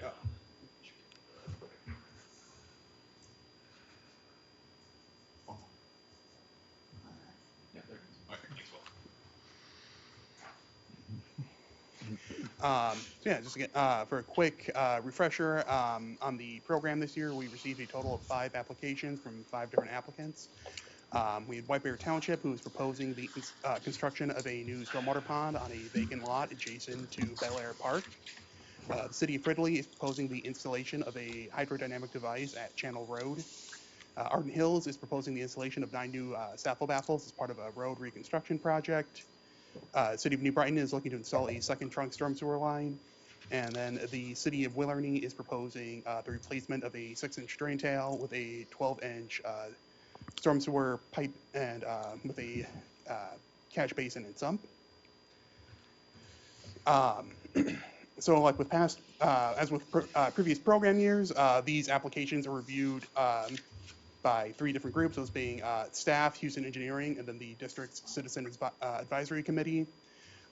Each of those groups scores those applications, which is then used to create a final average score, and then those 3 scores are combined into a final average score. So you can see here the applications in order of rank: White Bear Township with 85, Fridley at 80.6, Arden Hills at 80.3, New Brighton at 79.3, and then City of Willarney at 64.7. Here you can see have the total project cost as well as the requested funds from each of those applications. As noted during the public information meeting that was held at on February 14th, The total requested funds exceeded the $300,000 budget for the stormwater grant by about $75,000. During that meeting, staff did ask the board for direction on how to address this matter. During that meeting, staff was directed to try and find a way to keep the funding within the allotted budget. So staff has identified two potential funding options. These are based on the cumulative, based on the ranks of the respective projects. So under this first option in table 1, which is on page 47 of the agenda packet, this would be offering White Bear Township as the highest ranked project, the maximum allowed $100,000. And then this would be, and then applying an even reduction across the remaining 4 applications. This reduction was based on determining what percentage each individual project represented of the total requested funds, and then applying that reduction to the $300,000 budget. So under this option, City of Fridley would be offered $23,274, Arden Hills $73,429, New Brighton $77,580, and Willarney $25,718. So with this would be this option would use up the entirety of the $300,000 budget. And then table 2 here, which is also on page 47. So this option would look at cutting the lowest scoring project, which in this instance is Willarney, and then like in table 1, applying an even reduction across the remaining 4 applications, again based on the individual project's percentage of the total requested funds. So under this option, White Bear Township would be offered $92,400, Fridley would be offered $27,600, Arden Hills $87,600, and then New Brighton would also receive $92,400. So like with table 1, again, this option would use up the entirety of the $300,000 budget. And then just kind of next steps here for discussion today will just be the board's consideration of either of these 2 options for funding, or if there's or if they'd like to direct staff to maybe explore looking at other options. One of these 2, if one of the 2 presented options is selected, then the next step for that would be the adoption of resolution 2024-02. Manager Bradley. Board of Managers, I'll just note that Will and staff were kind enough to point out that due to the rounding within the tables, if you add those up, we might be at $301. Oh, no. So just in case you were checking our work, so I appreciate them being attentive to that. So, I had approached staff. I'm particularly interested in the flooding projects, the 3 of them, the Willarney project, the White Bear Township project, the New Brighton project. And I was curious whether or not it'd be possible to give less money this year to City of Arden Hills with its sump pumps, because I didn't know if they had to be done this year, but Will advises me that City of Arden Hills does have the project scheduled for this year and would not be able to implement it in steps.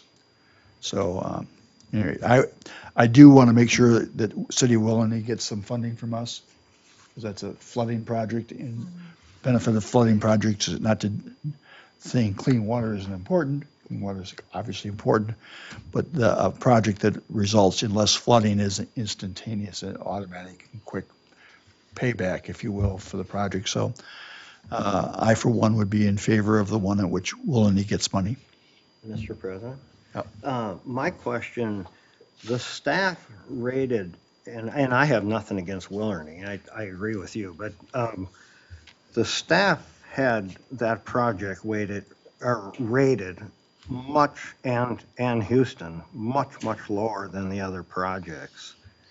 And I went back and forth on both of these, and I ended up the opposite. I ended up thinking maybe Willerny should come back and we would have a better chance at giving them more money next year for the project or whatever.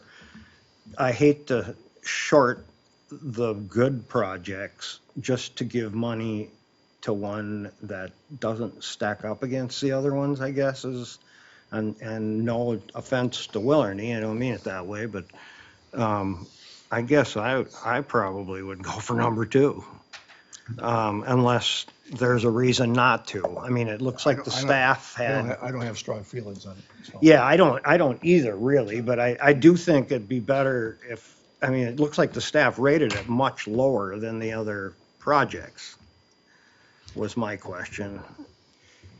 Yeah, and I can provide a little bit more clarification on that.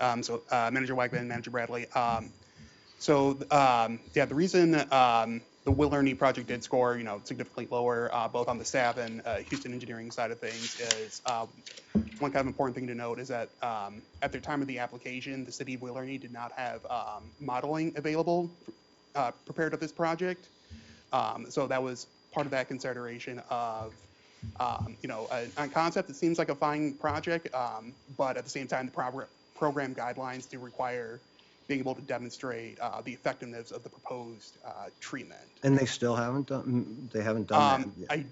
Not to my knowledge. Okay, I think I believe Marcus, who was the project engineer from Bolton, Maine for the city, was in the gallery here earlier. I think he might have signed off though. That's okay. Yeah. But I mean, that cements it for me if that is the case. I would personally go with number two, but. Well, Mr. President, I don't like either of the options that presented, but congratulations, Will, on getting to a $301,000. I definitely applaud you on that, okay? Let me explain why I don't like them. First of all, when I first looked at this, and I was at the advisory board committee for this discussion, it falls on my time there. Ramsey County projects were $312,000 when you added them all up, the three different cities. Willerny's is about $34,000 and Fridley's was $30,000. And if you look at it from a tax contribution level from the different counties, Washington County contributes about $60,000 of the $300,000, Anoka about $90,000 of the $300,000, and the balance of $156,000 or so comes from Ramsey. And so if Fridley and Willerny are funded at their full rate of $30,000 for Fridley and $34,000 approximately for Willerny, that would add up to about $64,000. And you get, and we're not using the full allotment that we paid in. We were sharing with our good friends from Ramsey County, and that's the way I look at it. So that the cut have $75,000 really had to come out of those three other projects, or balanced between them. I mean, whichever way. If Arden Hills is a priority, and maybe somebody else has to take a little less. I have listening to the White Bear presentation from White Bear Township, and talking about the underground catch basin that's going to be put in eventually. I know they're going to be back. and we funded those before in the past. So that's the way I look at it, is that the Willerny project be funded at what they asked for, and that the Fridley project be funded at what they asked for. And that balance of that $75,800, we figure out how that comes out of the Ramsey County applicants there. And because basically the contributions from Washington County and from Anoka County are greater than what their need is this year. And I'm happy to share. Mr. President, Yep. I don't know this, but I would think that this should level out over time. And I don't think you can pick individual projects and say each county has to get equal money out of it. I think you have to go with the projects that make the most sense. Well, I can, It's a dangerous slope to it- start saying we're going to start divvying up our money based on counties. We give our projects based on, we have We're not systems. supposed to do that. I No, mean, that that's- was the whole idea, was the counties could not get along to fund these projects, and so they wanted out, so that we took the politics out of it and separated it without using boundaries. That was, I Mr. thought, Chair. the whole idea. And I don't disagree with you, but I mean, we kind of had this conversation undertone in the presentation on the salary stuff. It's optics, right? So if you're approving $300,000 worth of grant funding and it heavy weighs in one county versus the others that are also pivotal members of the Rice Creek Watershed, I do think that's an issue. And quite honestly, I mean, no, John and I did not pre-discuss this. I took my own little notes here and did some math, which is not my forte, but I agree, fund the little ones. Fund those 30,000, 31.5, or whatever that is in here. No, I can't see it, I have my glasses on. Fund those smaller ones and divvy up the rest between the others. I don't understand why. I get what you're saying. It's playing. It's in my opinion, it's not playing politics. In my opinion, it's rooting for the underdog and the little guy versus the politics of That's it. a valid point. Mr. President, the last comment from the advisory committee from a longtime member of our advisory committee, I believe a senior member now, was that every county should have something. Yes. It was pointed out. And I'm saying to you is that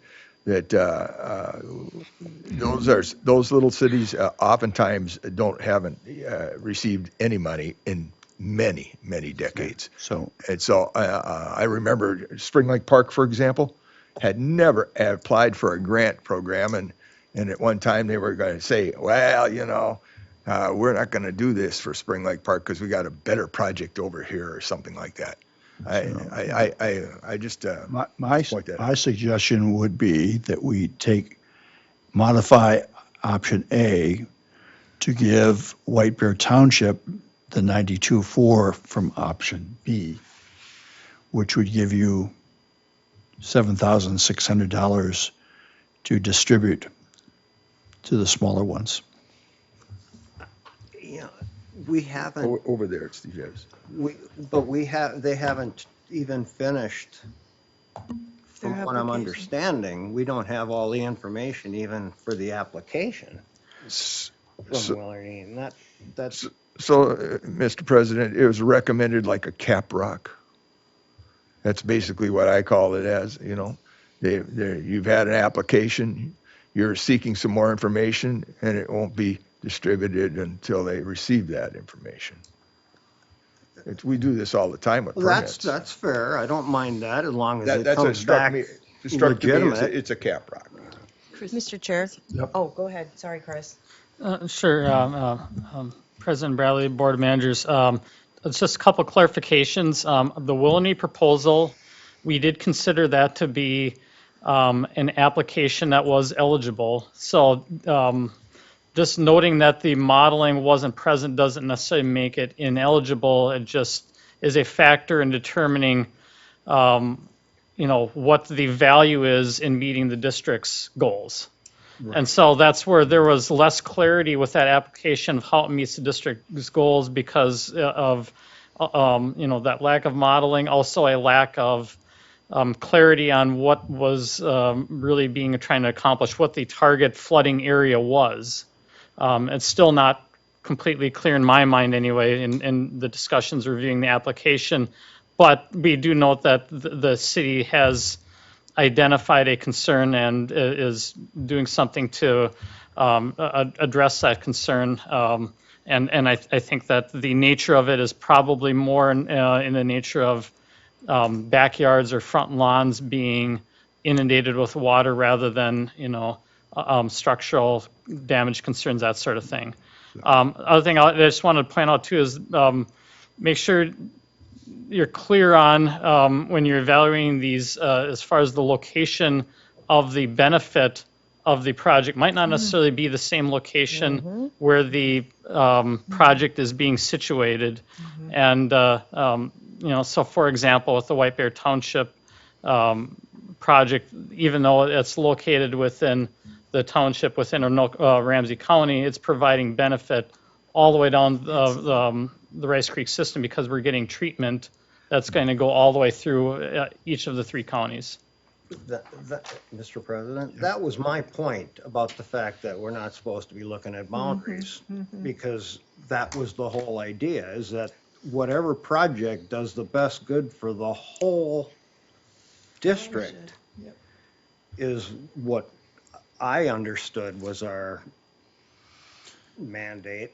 I mean, that was why the counties didn't want it, because they couldn't agree on that stuff, and we were supposed to take that out.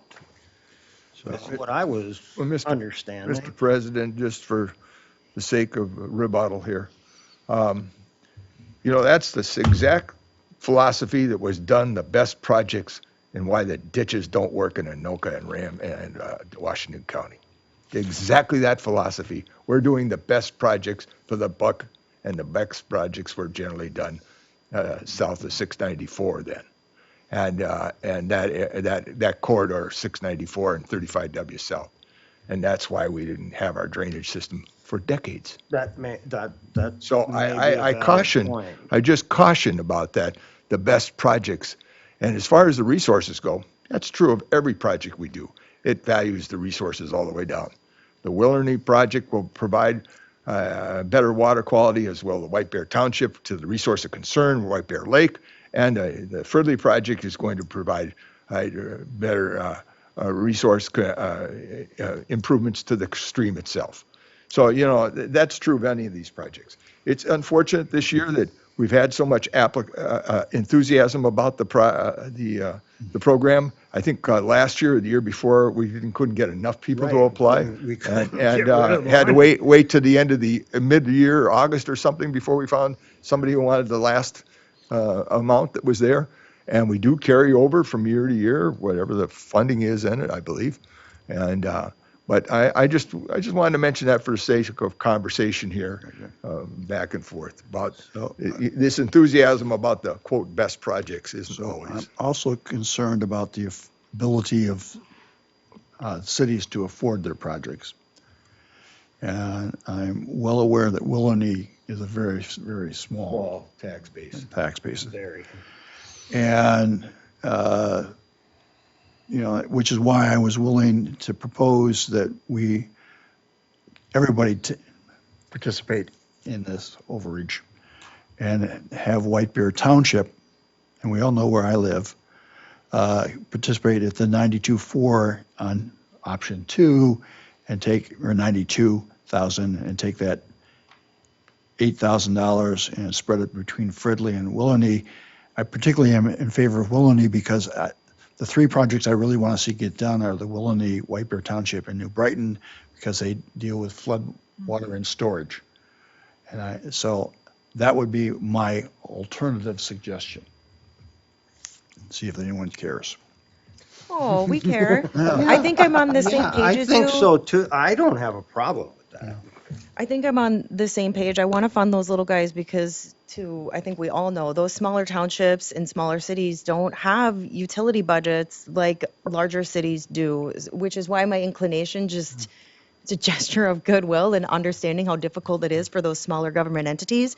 I may be a little off on your math. Again, math is certainly not my forte, but I want to fully fund those 2 smaller ones, so I would just trickle the cost of funding those 2 small ones in their entirety onto the other 3, which is about. I don't know that Fridley is smaller than White Bear Township. Well, I mean, so I'm just realistic about it. But we're not doing this on political tax basis. No, but remember, you just did. By proportion of county. Right. So.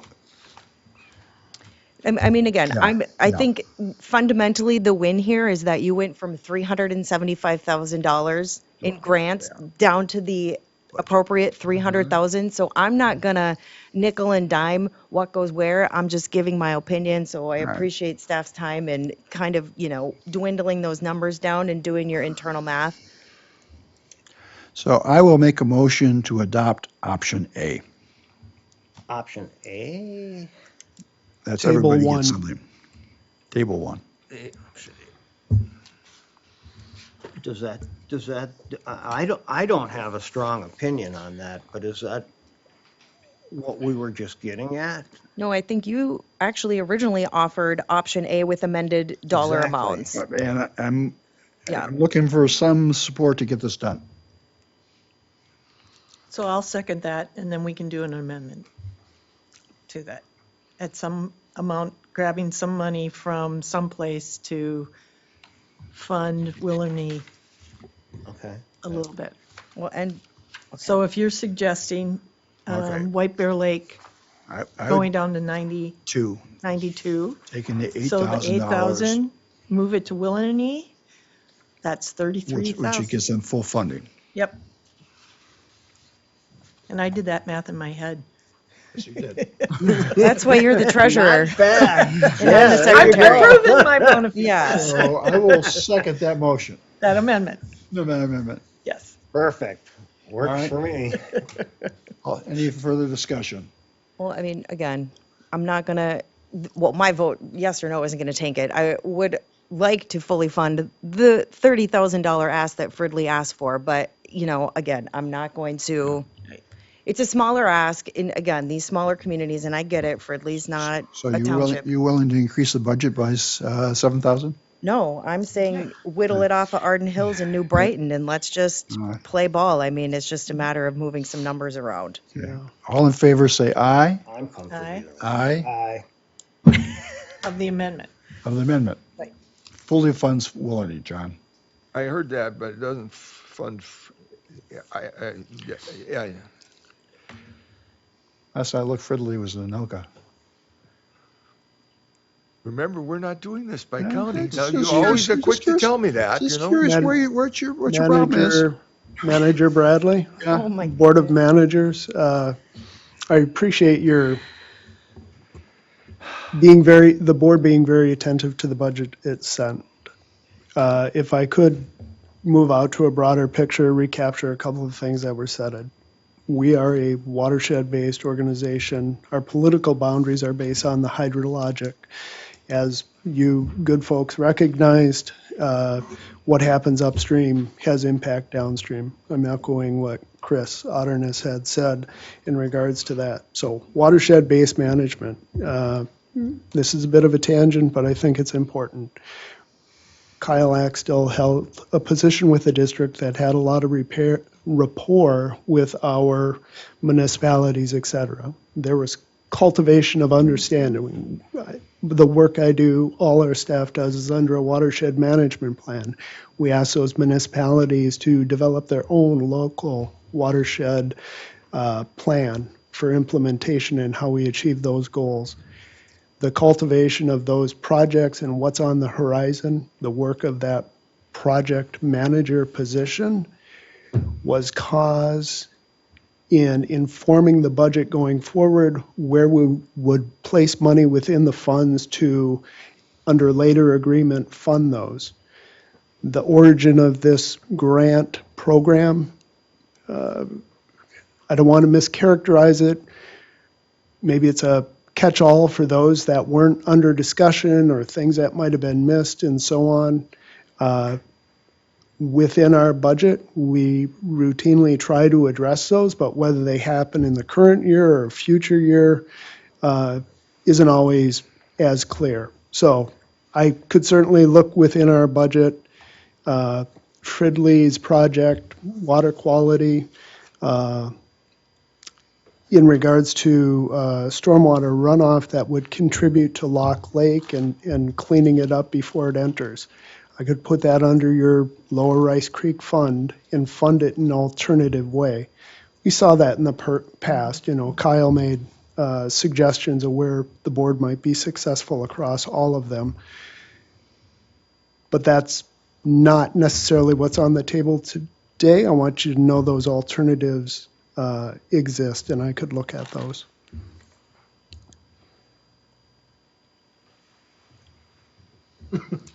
Can we just re-clarify where we are at this moment? Because I We have a just motion want to on the make sure. table. There have been 2 votes for and no other votes taken.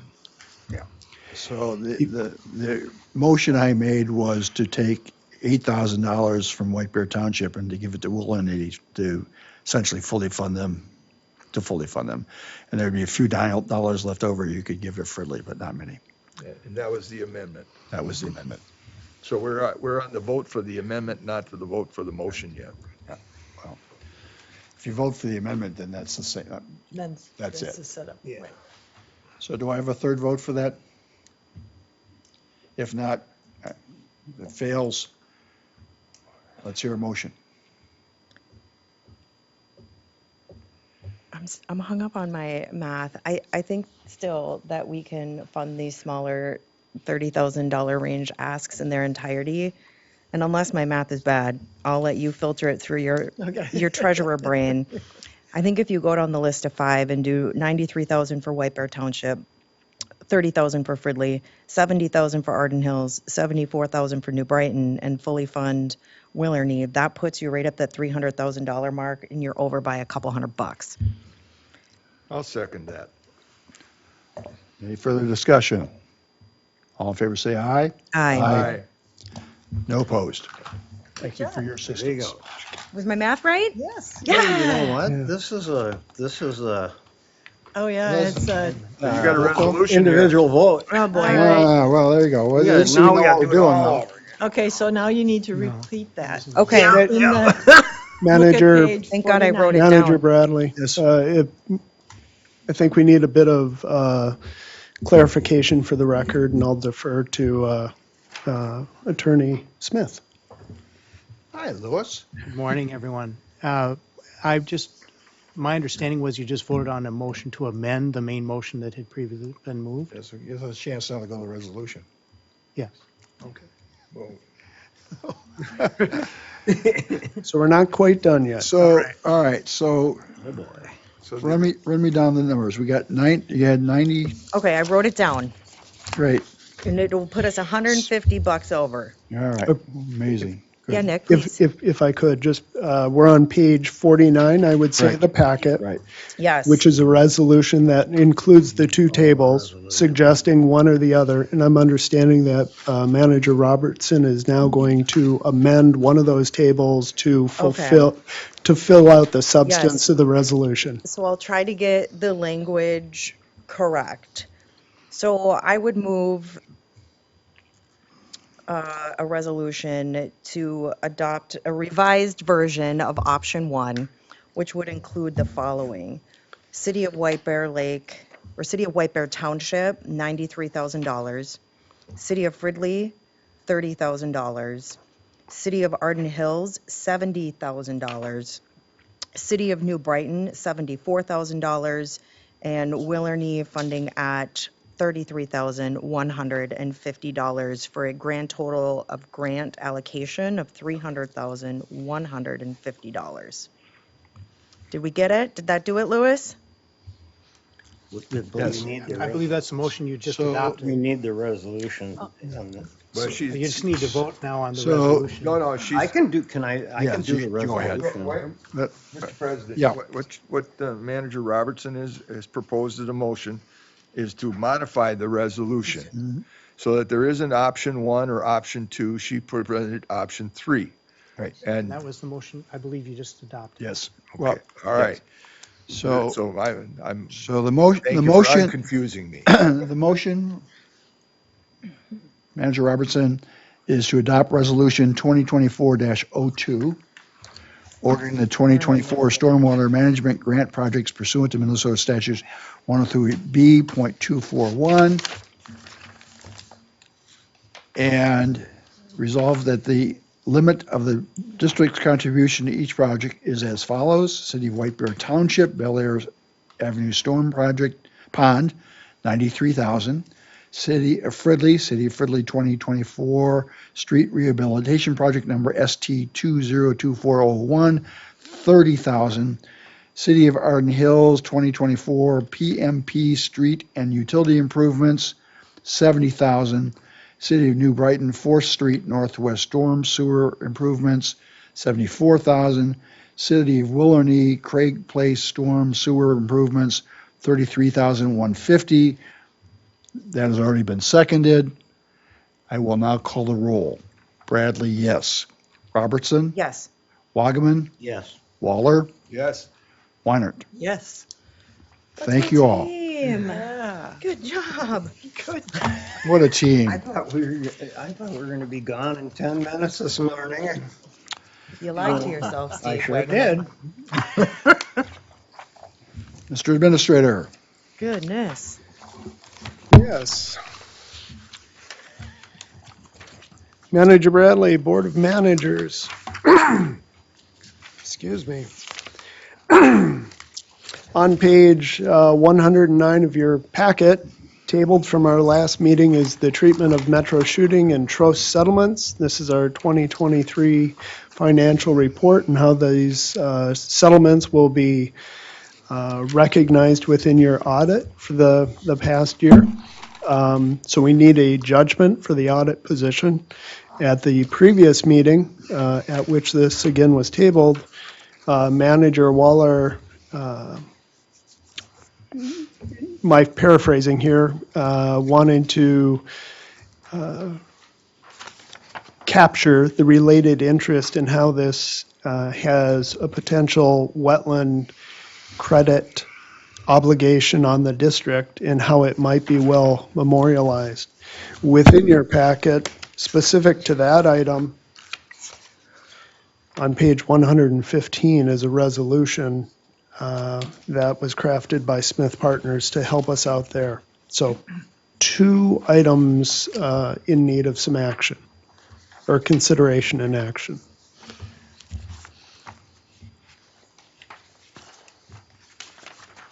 So, Louis, as I read this, you've basically recommended that we do what we did last year. Yes, noting that, Yeah. Mr. Chair, that those Yeah. options are all within your discretion, but And yes. it recognizes that there is a, what's the term of art you use?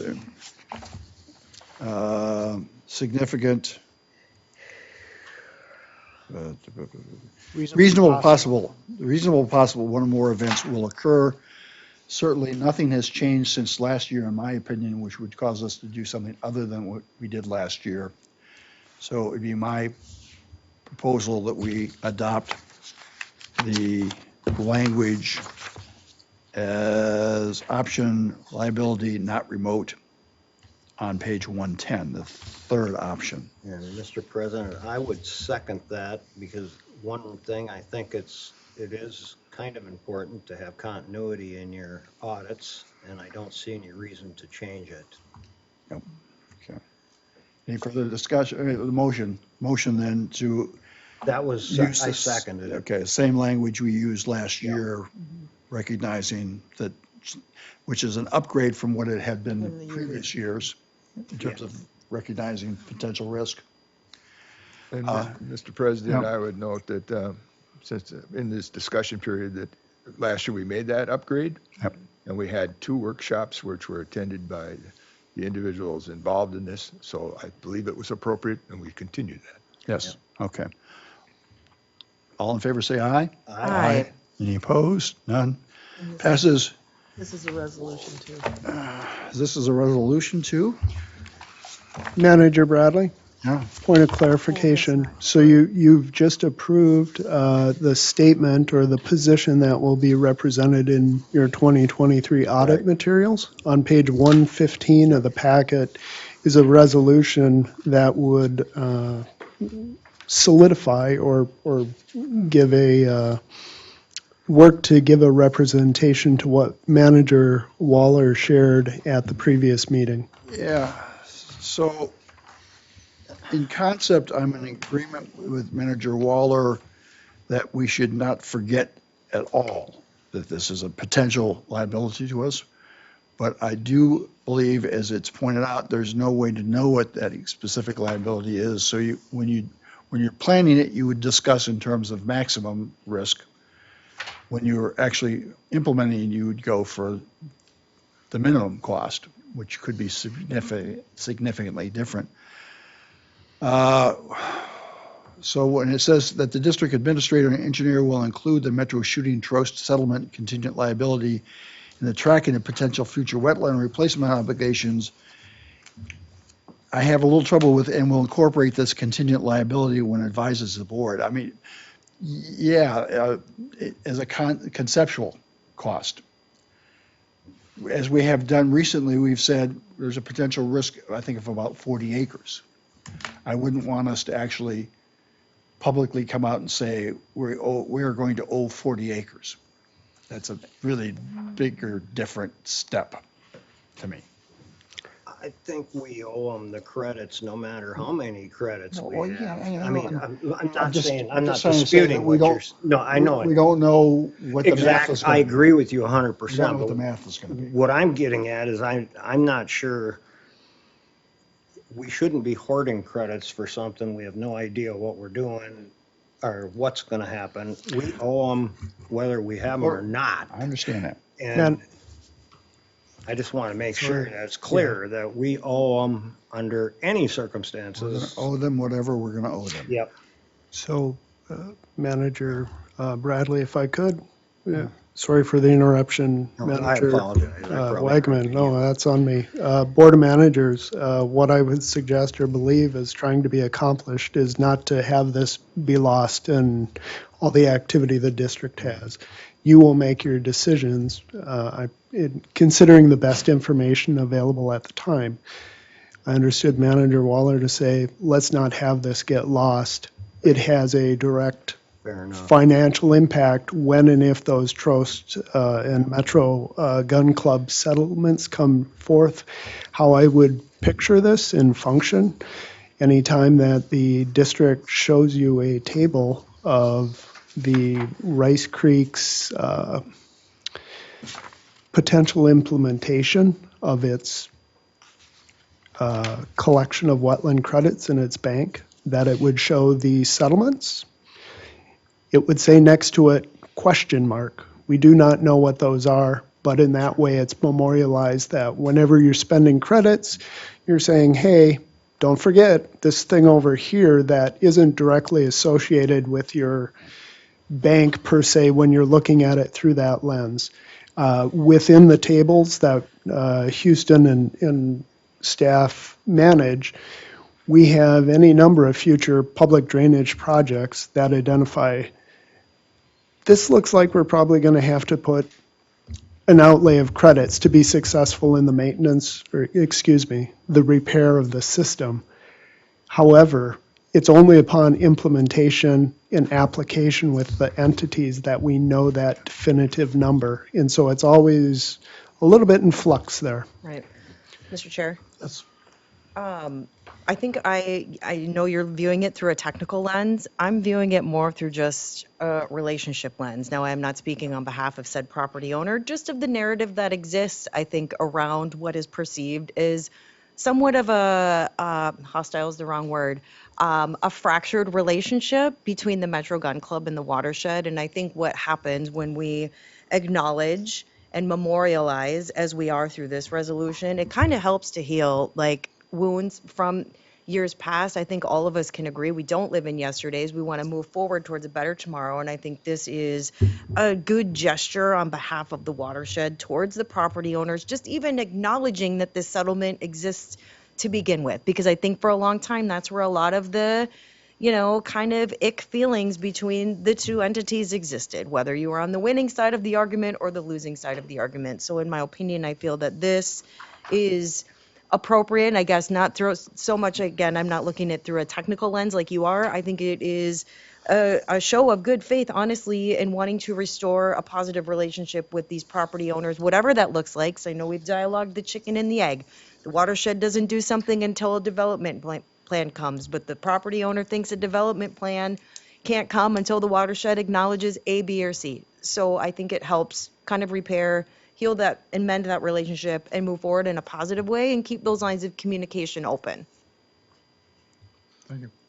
You want to make a motion? I would move resolution 2024-03 for Rice Creek, recognizing potential wetland replacement obligations, with the following resolution, that the district administrator and engineer will include the Metro Shooting Trost settlement contingent liability in the tracking of potential future wetland replacement obligations and will incorporate this contingent liability when it advises the board as to the status of the Browns Preserve credit account and the district's potential wetland replacement needs.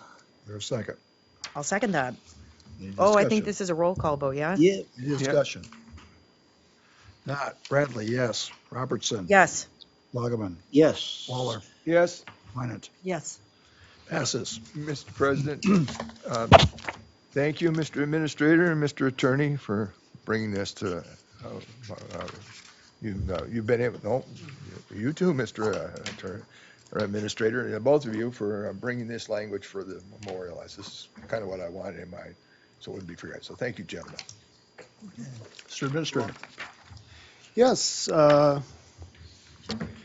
Board Manager, the next item on your agenda is the treasurer's report. Mr. Chair, Check I register. have reviewed both the check register and those interim financial statements and move that we approve the check register dated February 28th, 2024 in the amount of $378,161.22 and the February interim financial statements prepared by Redpath and Company.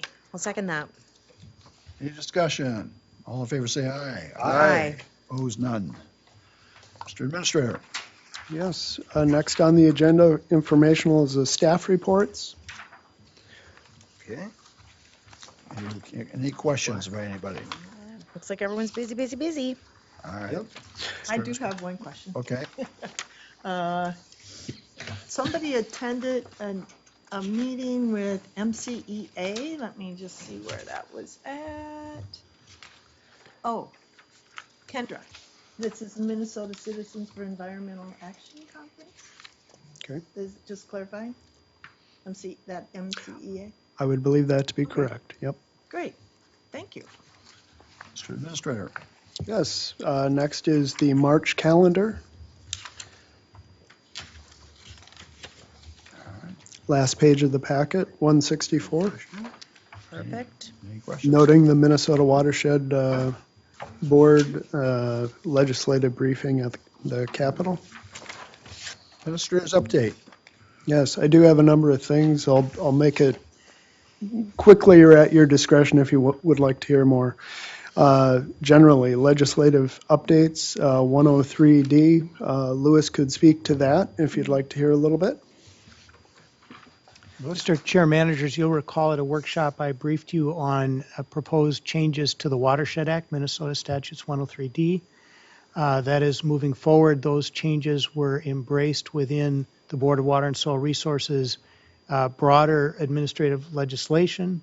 The bill, the Senate bill was heard last week on Tuesday in the Environment Committee and was passed and on to the Senate floor with recommendation that it pass. The next day we had a hearing in the House Environment Committee and Manager Waller also attended. I'll let him speak for himself. The House Committee also passed the bill on. I believe, though, rather than going directly to the floor, it may be going to the Ways and Means Committee. One thing I would also note for your reference is that these 103D changes were incorporated within several other changes that Bowser, the Board of Water and Soil Resources, is advancing that involve soil and water conservation districts, some of Bowser's own authority, as well as some slight or modifications to the buffer law and the Wetland Conservation Act. None of those are deemed to be major policy changes. There has been some discussion and questions about some of those other provisions. Manager Waller can speak to his concern about the one provision in the 103D changes, but otherwise there haven't been any concerns raised about the Watershed Act changes. Perhaps Manager Waller, it's good. Well, I was going to wait to see if he was finished with his report. I was going to get to it under mine, Louis. Okay. I wouldn't forget you. Manager Waller, I'll note you are now chair of the meeting as first vice president, but going on with my, Oh my gosh, I didn't even notice that. continuing with my administrator updates, House File 3389 regarding tile installation and the purchase of it. I've asked Chris to look at that a little bit, if you'll allow it. Yeah, there's actually been two different bills related to 103E that have been put in. The one that Nick was referring to, 3389, it's actually had two different iterations which have totally different text to it. The current iteration would require anybody that's installing drain tile on their property to that has had drain tile on their property of any sort that they know of, they would have to prepare a disclosure before they sell the property.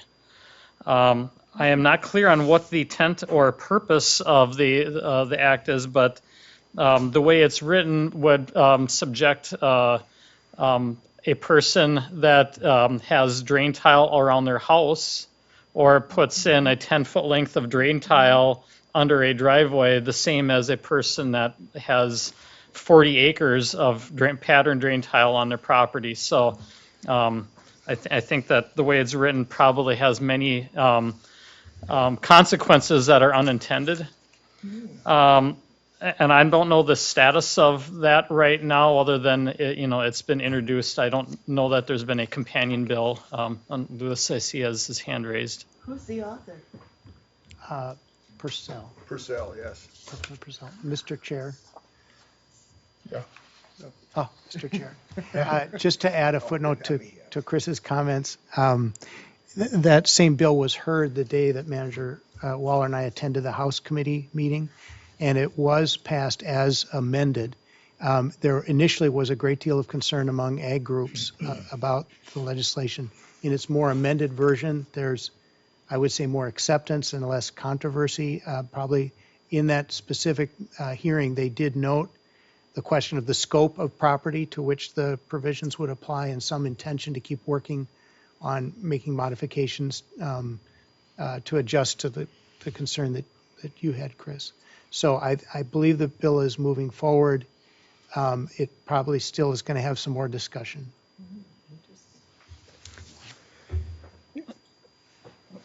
And Manager Bradley, if I may, so the other one that I'll note was Senate File 3684, and this was a bill that is intended to remove benefit or lands that are under conservation easement from being benefited under the drainage statute. This statute, again, is worded in such a way I think has unintended consequence, as it's worded. Remove any parcel of land that has a conservation easement on it from the benefits rules. So if a person had a property right along the drainage ditch and was pattern tiled again for 39 acres, but had 1 acre that was in a conservation easement, then the whole parcel would be removed from the benefits rules. So again, I think there's unintended consequences of what this is written in its current form that I would guess may take a different form as it's heard. Mr. President, Mr. Engineer, the way I understood that and my fear of it was, if I'm a property owner that has drainage upstream of somebody who puts a conservation easement on it and the entire ditch or branch of that ditch goes through their property, I suffer the consequences of that. Am I incorrect in my fear? Manager Waller, I think that there certainly can be concern anytime that modification of lands are done that could affect drainage, and then how a person is benefited. I will note that there are conservation lands that have been applied benefits, and rightly so, because sometimes the means of conservation, for instance, if you have a wetland restoration where you block the ditch up or land up on those lands, they still require an outlet in order to be able to maintain the function of the drainage system. And one example of that would actually even be up in Rice Creek on the wetland bank that's on 5362. That one still relies on a functioning outlet in order to be able to have a predictable wetland restoration on it. So I think that would be a challenge that I would have personally with, such a bill. So, Mr. President, my fear was that my neighbor downstream who has the ditch run right through his property, he gives a conservation easement, they take his property off the rolls. Maybe they don't maintain that ditch any longer, you see, and it wasn't clear to me as to what that said in that bill when I was listening to it. So I could see that you wouldn't be able to maintain the drainage any longer because this now has a conservation easement and that ditch is on that property and it might be on both sides or such. So anyways, maybe it's just my paranoia. Thank you though, Chris. Manager Bradley, I'll proceed. Yes, please. Yeah, good point, Manager Waller, regarding watershed approach. You can't plunk out one item. Legislative efforts on the district's managers and staff's efforts on Ramsey County Ditch 2, 3, and 5 and those projects. Senator Kunish and Representative Feist are authoring bills for a $7 million Jones Lake cash appropriation. We are currently awaiting jackets for the bills, which I think is where the numbers are assigned. Staff, along with Manager Winan, engaged Representative Kojal as well, which was under the recommendation of Representative Feist. We did meet to discuss the project. She shared some other funding options to the district. None to date are a good fit for our project. When you get into the nitty-gritty of any funding, much like our own funding that we just discussed at length, you find out where you kind of fall. So good of her to share those. We appreciate that. And she certainly appears supportive of our efforts to get this addressed. I'll turn to Chris quickly. JD3 repair, you'll remember we had a public waters wetland and an excavator get stuck and stuff, but where are we at on that, Chris? Sure. So all of the primary work of the project is completed. The open channel is now through and clear through the public water. So they were able to finish it with a piece of equipment that is a much smaller footprint. I don't know if it was necessarily a mini excavator, but something more similar to that size. And so really what we have remaining on the project now is stabilization. And they're going to be completing that as we move forward in the spring. Getting the seeding reestablished in that, and then once the vegetation has been reestablished, then we can consider closeout of that project. We will be seeing another pay request from them coming up on the next board meeting. All right. Board of Managers, ACD 102232, Alternative 4, we engaged with DNR. Those discussions continue. They asked for additional information from our last update. We haven't heard anything definitive there. Next subject, ACD 5362, and our work with Circle Pines on that main trunk repair. You'll recall that the district fixed their outfalls into the system. Circle Pines administrator has communicated no payment at this time, as, of course, paraphrasing, he's anticipating a problem with the level of sediment in the pond, but there isn't a definitive ask from Circle Pines. We've certainly offered our own discussion with them, and that he's welcome to approach the board on some definitive that he might bring up. You'll recall that both our consulting engineer and legal on public drainage had advised that it is not a advisable position to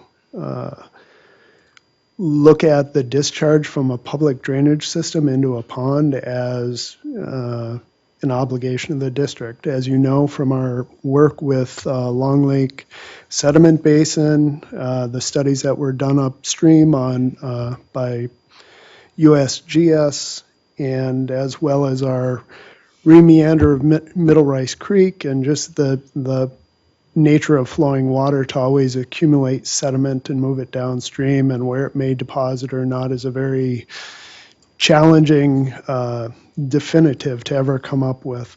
So they are looking, Circle Pines that is, wanting to understand the loading to its pond. Maybe that's a guess at best, if you will, from what I just shared. They're anticipating about 6 months for them to survey the pond again under what they will somehow compare and contrast discharge volumes and, is this a typical year? What are the rain events? A lot of study.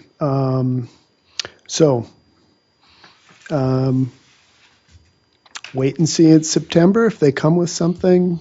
We have asked directly for them to pay the invoice based on the engineers and legal's guidance. We were, as always, subject to an MS4 permit for the work that we did, erosion control measures in place to address any discharge that may occur. Those were in place. We had no breach of those. And so there you are. Go ahead. So did you want to make a comment? Well, I did. These are two separate actions. One is we have billed them for work that we have done. Stop. Next thing is if and how much sediment is in the pond, we will deal with later. So they are past due. That's a Yeah. fair statement. Yeah. So I think we have to start escalating. Mm-hmm. Can I, Mr. Chair, really quickly? Oh, geez. What is the total of the invoices outstanding? Out of curiosity. Oh, off the top of my Ballpark. head, $35,000. Okay. These are storm sewer outfalls. And notably, in my mind, in the moment, is the very work that needed to be done to ensure the stability of their own outfalls may have contributed to what now they're claiming is a Rice Creek issue in their pond. And it's like, well, but again, we had the erosion control measures in place and identifying, oh, it's coming off the street here, going through a storm sewer and ending up downstream, wherever it's coming from. And even if the banks were, the entirety of the system was, I'll just say, reasonably stable, moving water will collect sediment off its base and tumble it downstream to an outfall. To Manager Winans' point, I mean, if there is a point where you have to escalate, I guess, just for a historical purposes, I would maybe like to dialogue it in a workshop to get all of the information regarding the extent of the project, what led to the invoices, and what have you. So I don't disagree with what you're saying. Listen, people need to pay their bills. I get that. But I guess maybe some due diligence and just background information on how we got from A to B would be helpful before I form an opinion on whether or not I need to, Well, and with all due respect, a conversation with Nick offline might get you there. Sure.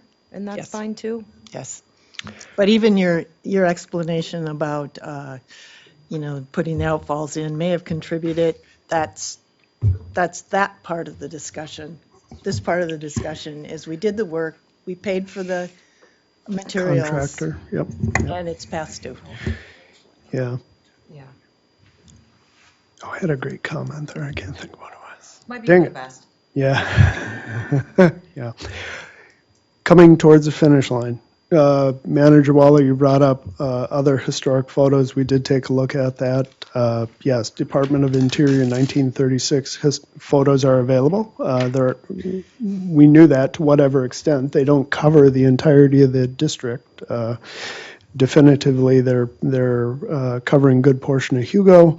The quality of the photo is mixed, so it may or may not be better than 1938, and yet another tool, so there could be value there, but as Houston always does, utilizing the pertinent data available to review conditions and inform what goes forward. So I wanted to communicate the investigation of that.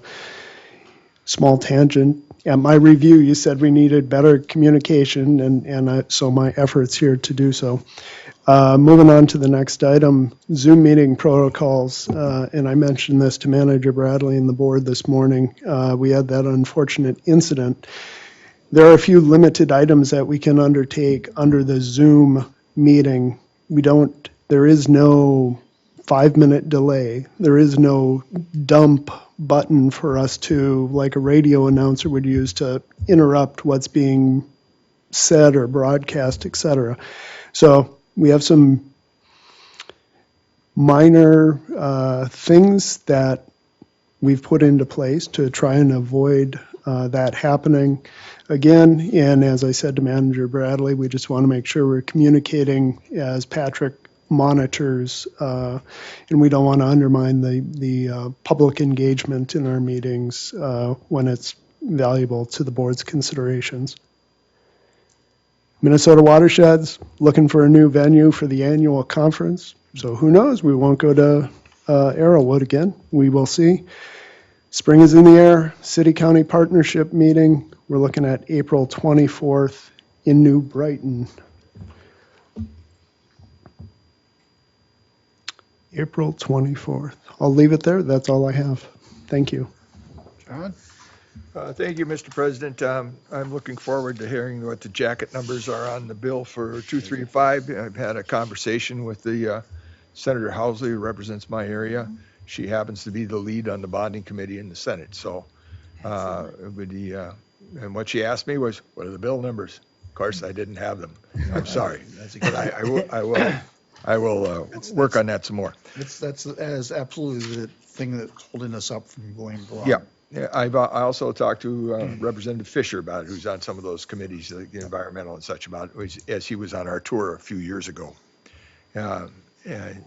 Lewis is correct. I did attend the environmental committee meetings in the House. In fact, I've been to a couple of them now. Out of curiosity, I was interested in the part of the bill that was, as they divided it, I think they said there were 3 sections to it. One was the government section, and that's the part I was interested in, and particularly, as I had commented here at the board meetings earlier, 103D.357. 357 is titled the removal of managers, and I objected to it. I said that I thought they should be removed from the bill, and that's from my experience. And by the way, I didn't speak as a board of managers here, only as a manager who had experienced this process. And to me, the process that in the language in the bill for malfeasance, nonfeasance, and misfeasance is already contained in other portions of the public statutes, is unnecessary, and that the addition here is for a violation of ethics, which is pretty wishy-washy as to what that actually is, and there's no uniform standard for it, in my opinion. It can vary from board to board. It becomes a political weapon, in my opinion, and it can be changed when board members change as to what goes on. So I thought that really this should be removed. Now, I don't think it's going to happen. I don't, but I wanted to have the opportunity to testify, and I thank Mr. Smith because I happened to telephone him that day and ask where this bill was going. And he told me the Senate was done with it, so drat, I missed that opportunity to sit down and talk. And in this instance, I had the whole, was it no more than 2 minutes before somebody started to tap on me. Or I don't think I got a tap, I quick. But that was my opinion about that. I think that by putting that in statute, it's currently a Bowser rule and for metro watersheds only. And I think by putting that in statute, it makes county commissioners think about it in a different light. And as I say, it's not a uniform issue. Other than that, that's the only entertainment I've had at the Capitol, other than the usual show that you can go and watch for free. Marcy? Thank you. On Monday, I attended a Clean Water Council meeting, and the Local Government Water Roundtable, which is made up of the Association of Minnesota Counties, the Association of Soil and Water Districts, and Minnesota Watersheds, presented on the watershed-based implementation funding. Jan Voigt, as the administrator of the water, or executive director of Minnesota Waters, did a very thorough job of explaining to the board council members the need for continuing funding for the watershed-based implementation funds. WBIF is what you will hear them called often, and asking for increased funding next year from the council because there are close to 10 to 13 other watersheds that will be coming online. So that's what I did on Monday. To be continued. Steve? I have nothing. So needless to say, I wasn't around last month, so I did nothing. I do. Move quickly, I'll mention that Yeah. I will be attending on the 6th and 7th, the legislative thing at the Capitol. And I'm assuming that's the new name we've given the old Holiday Inn that's right next to the old Sears building, the hotel, huh? Yes, that'd be my understanding. Same location as last time. I'm sorry, I don't know the name. Well, Yeah. yeah, Radisson, they call it Yeah. Radisson now. Yeah. But that, when they built it, was a Holiday Inn. So That's how old I am. I just quickly want to note that if you receive a strange email from me, and it's strange. So as Teresa pointed out to me, if you looked at the link they wanted you to tap on, Yes. it did not go to mbradley@ricecreek.org. It went to, gosh, no. He's it's, very polite, though. Oh, yeah. I mean, so Which it's is hard for me not to think it's you. Oh, I thought it was the Very first clue. polite and I thought articulate. maybe that was the first clue. He's, if he wouldn't have said email, Yeah. Yeah, so, thank you. Unfortunately, I have a family commitment on the 6th and 7th, so I probably will not be there. But please do the right stuff. Thanks, appreciate it. Motion to adjourn. Second? All in favor, aye? Aye. Yay. Thanks, people.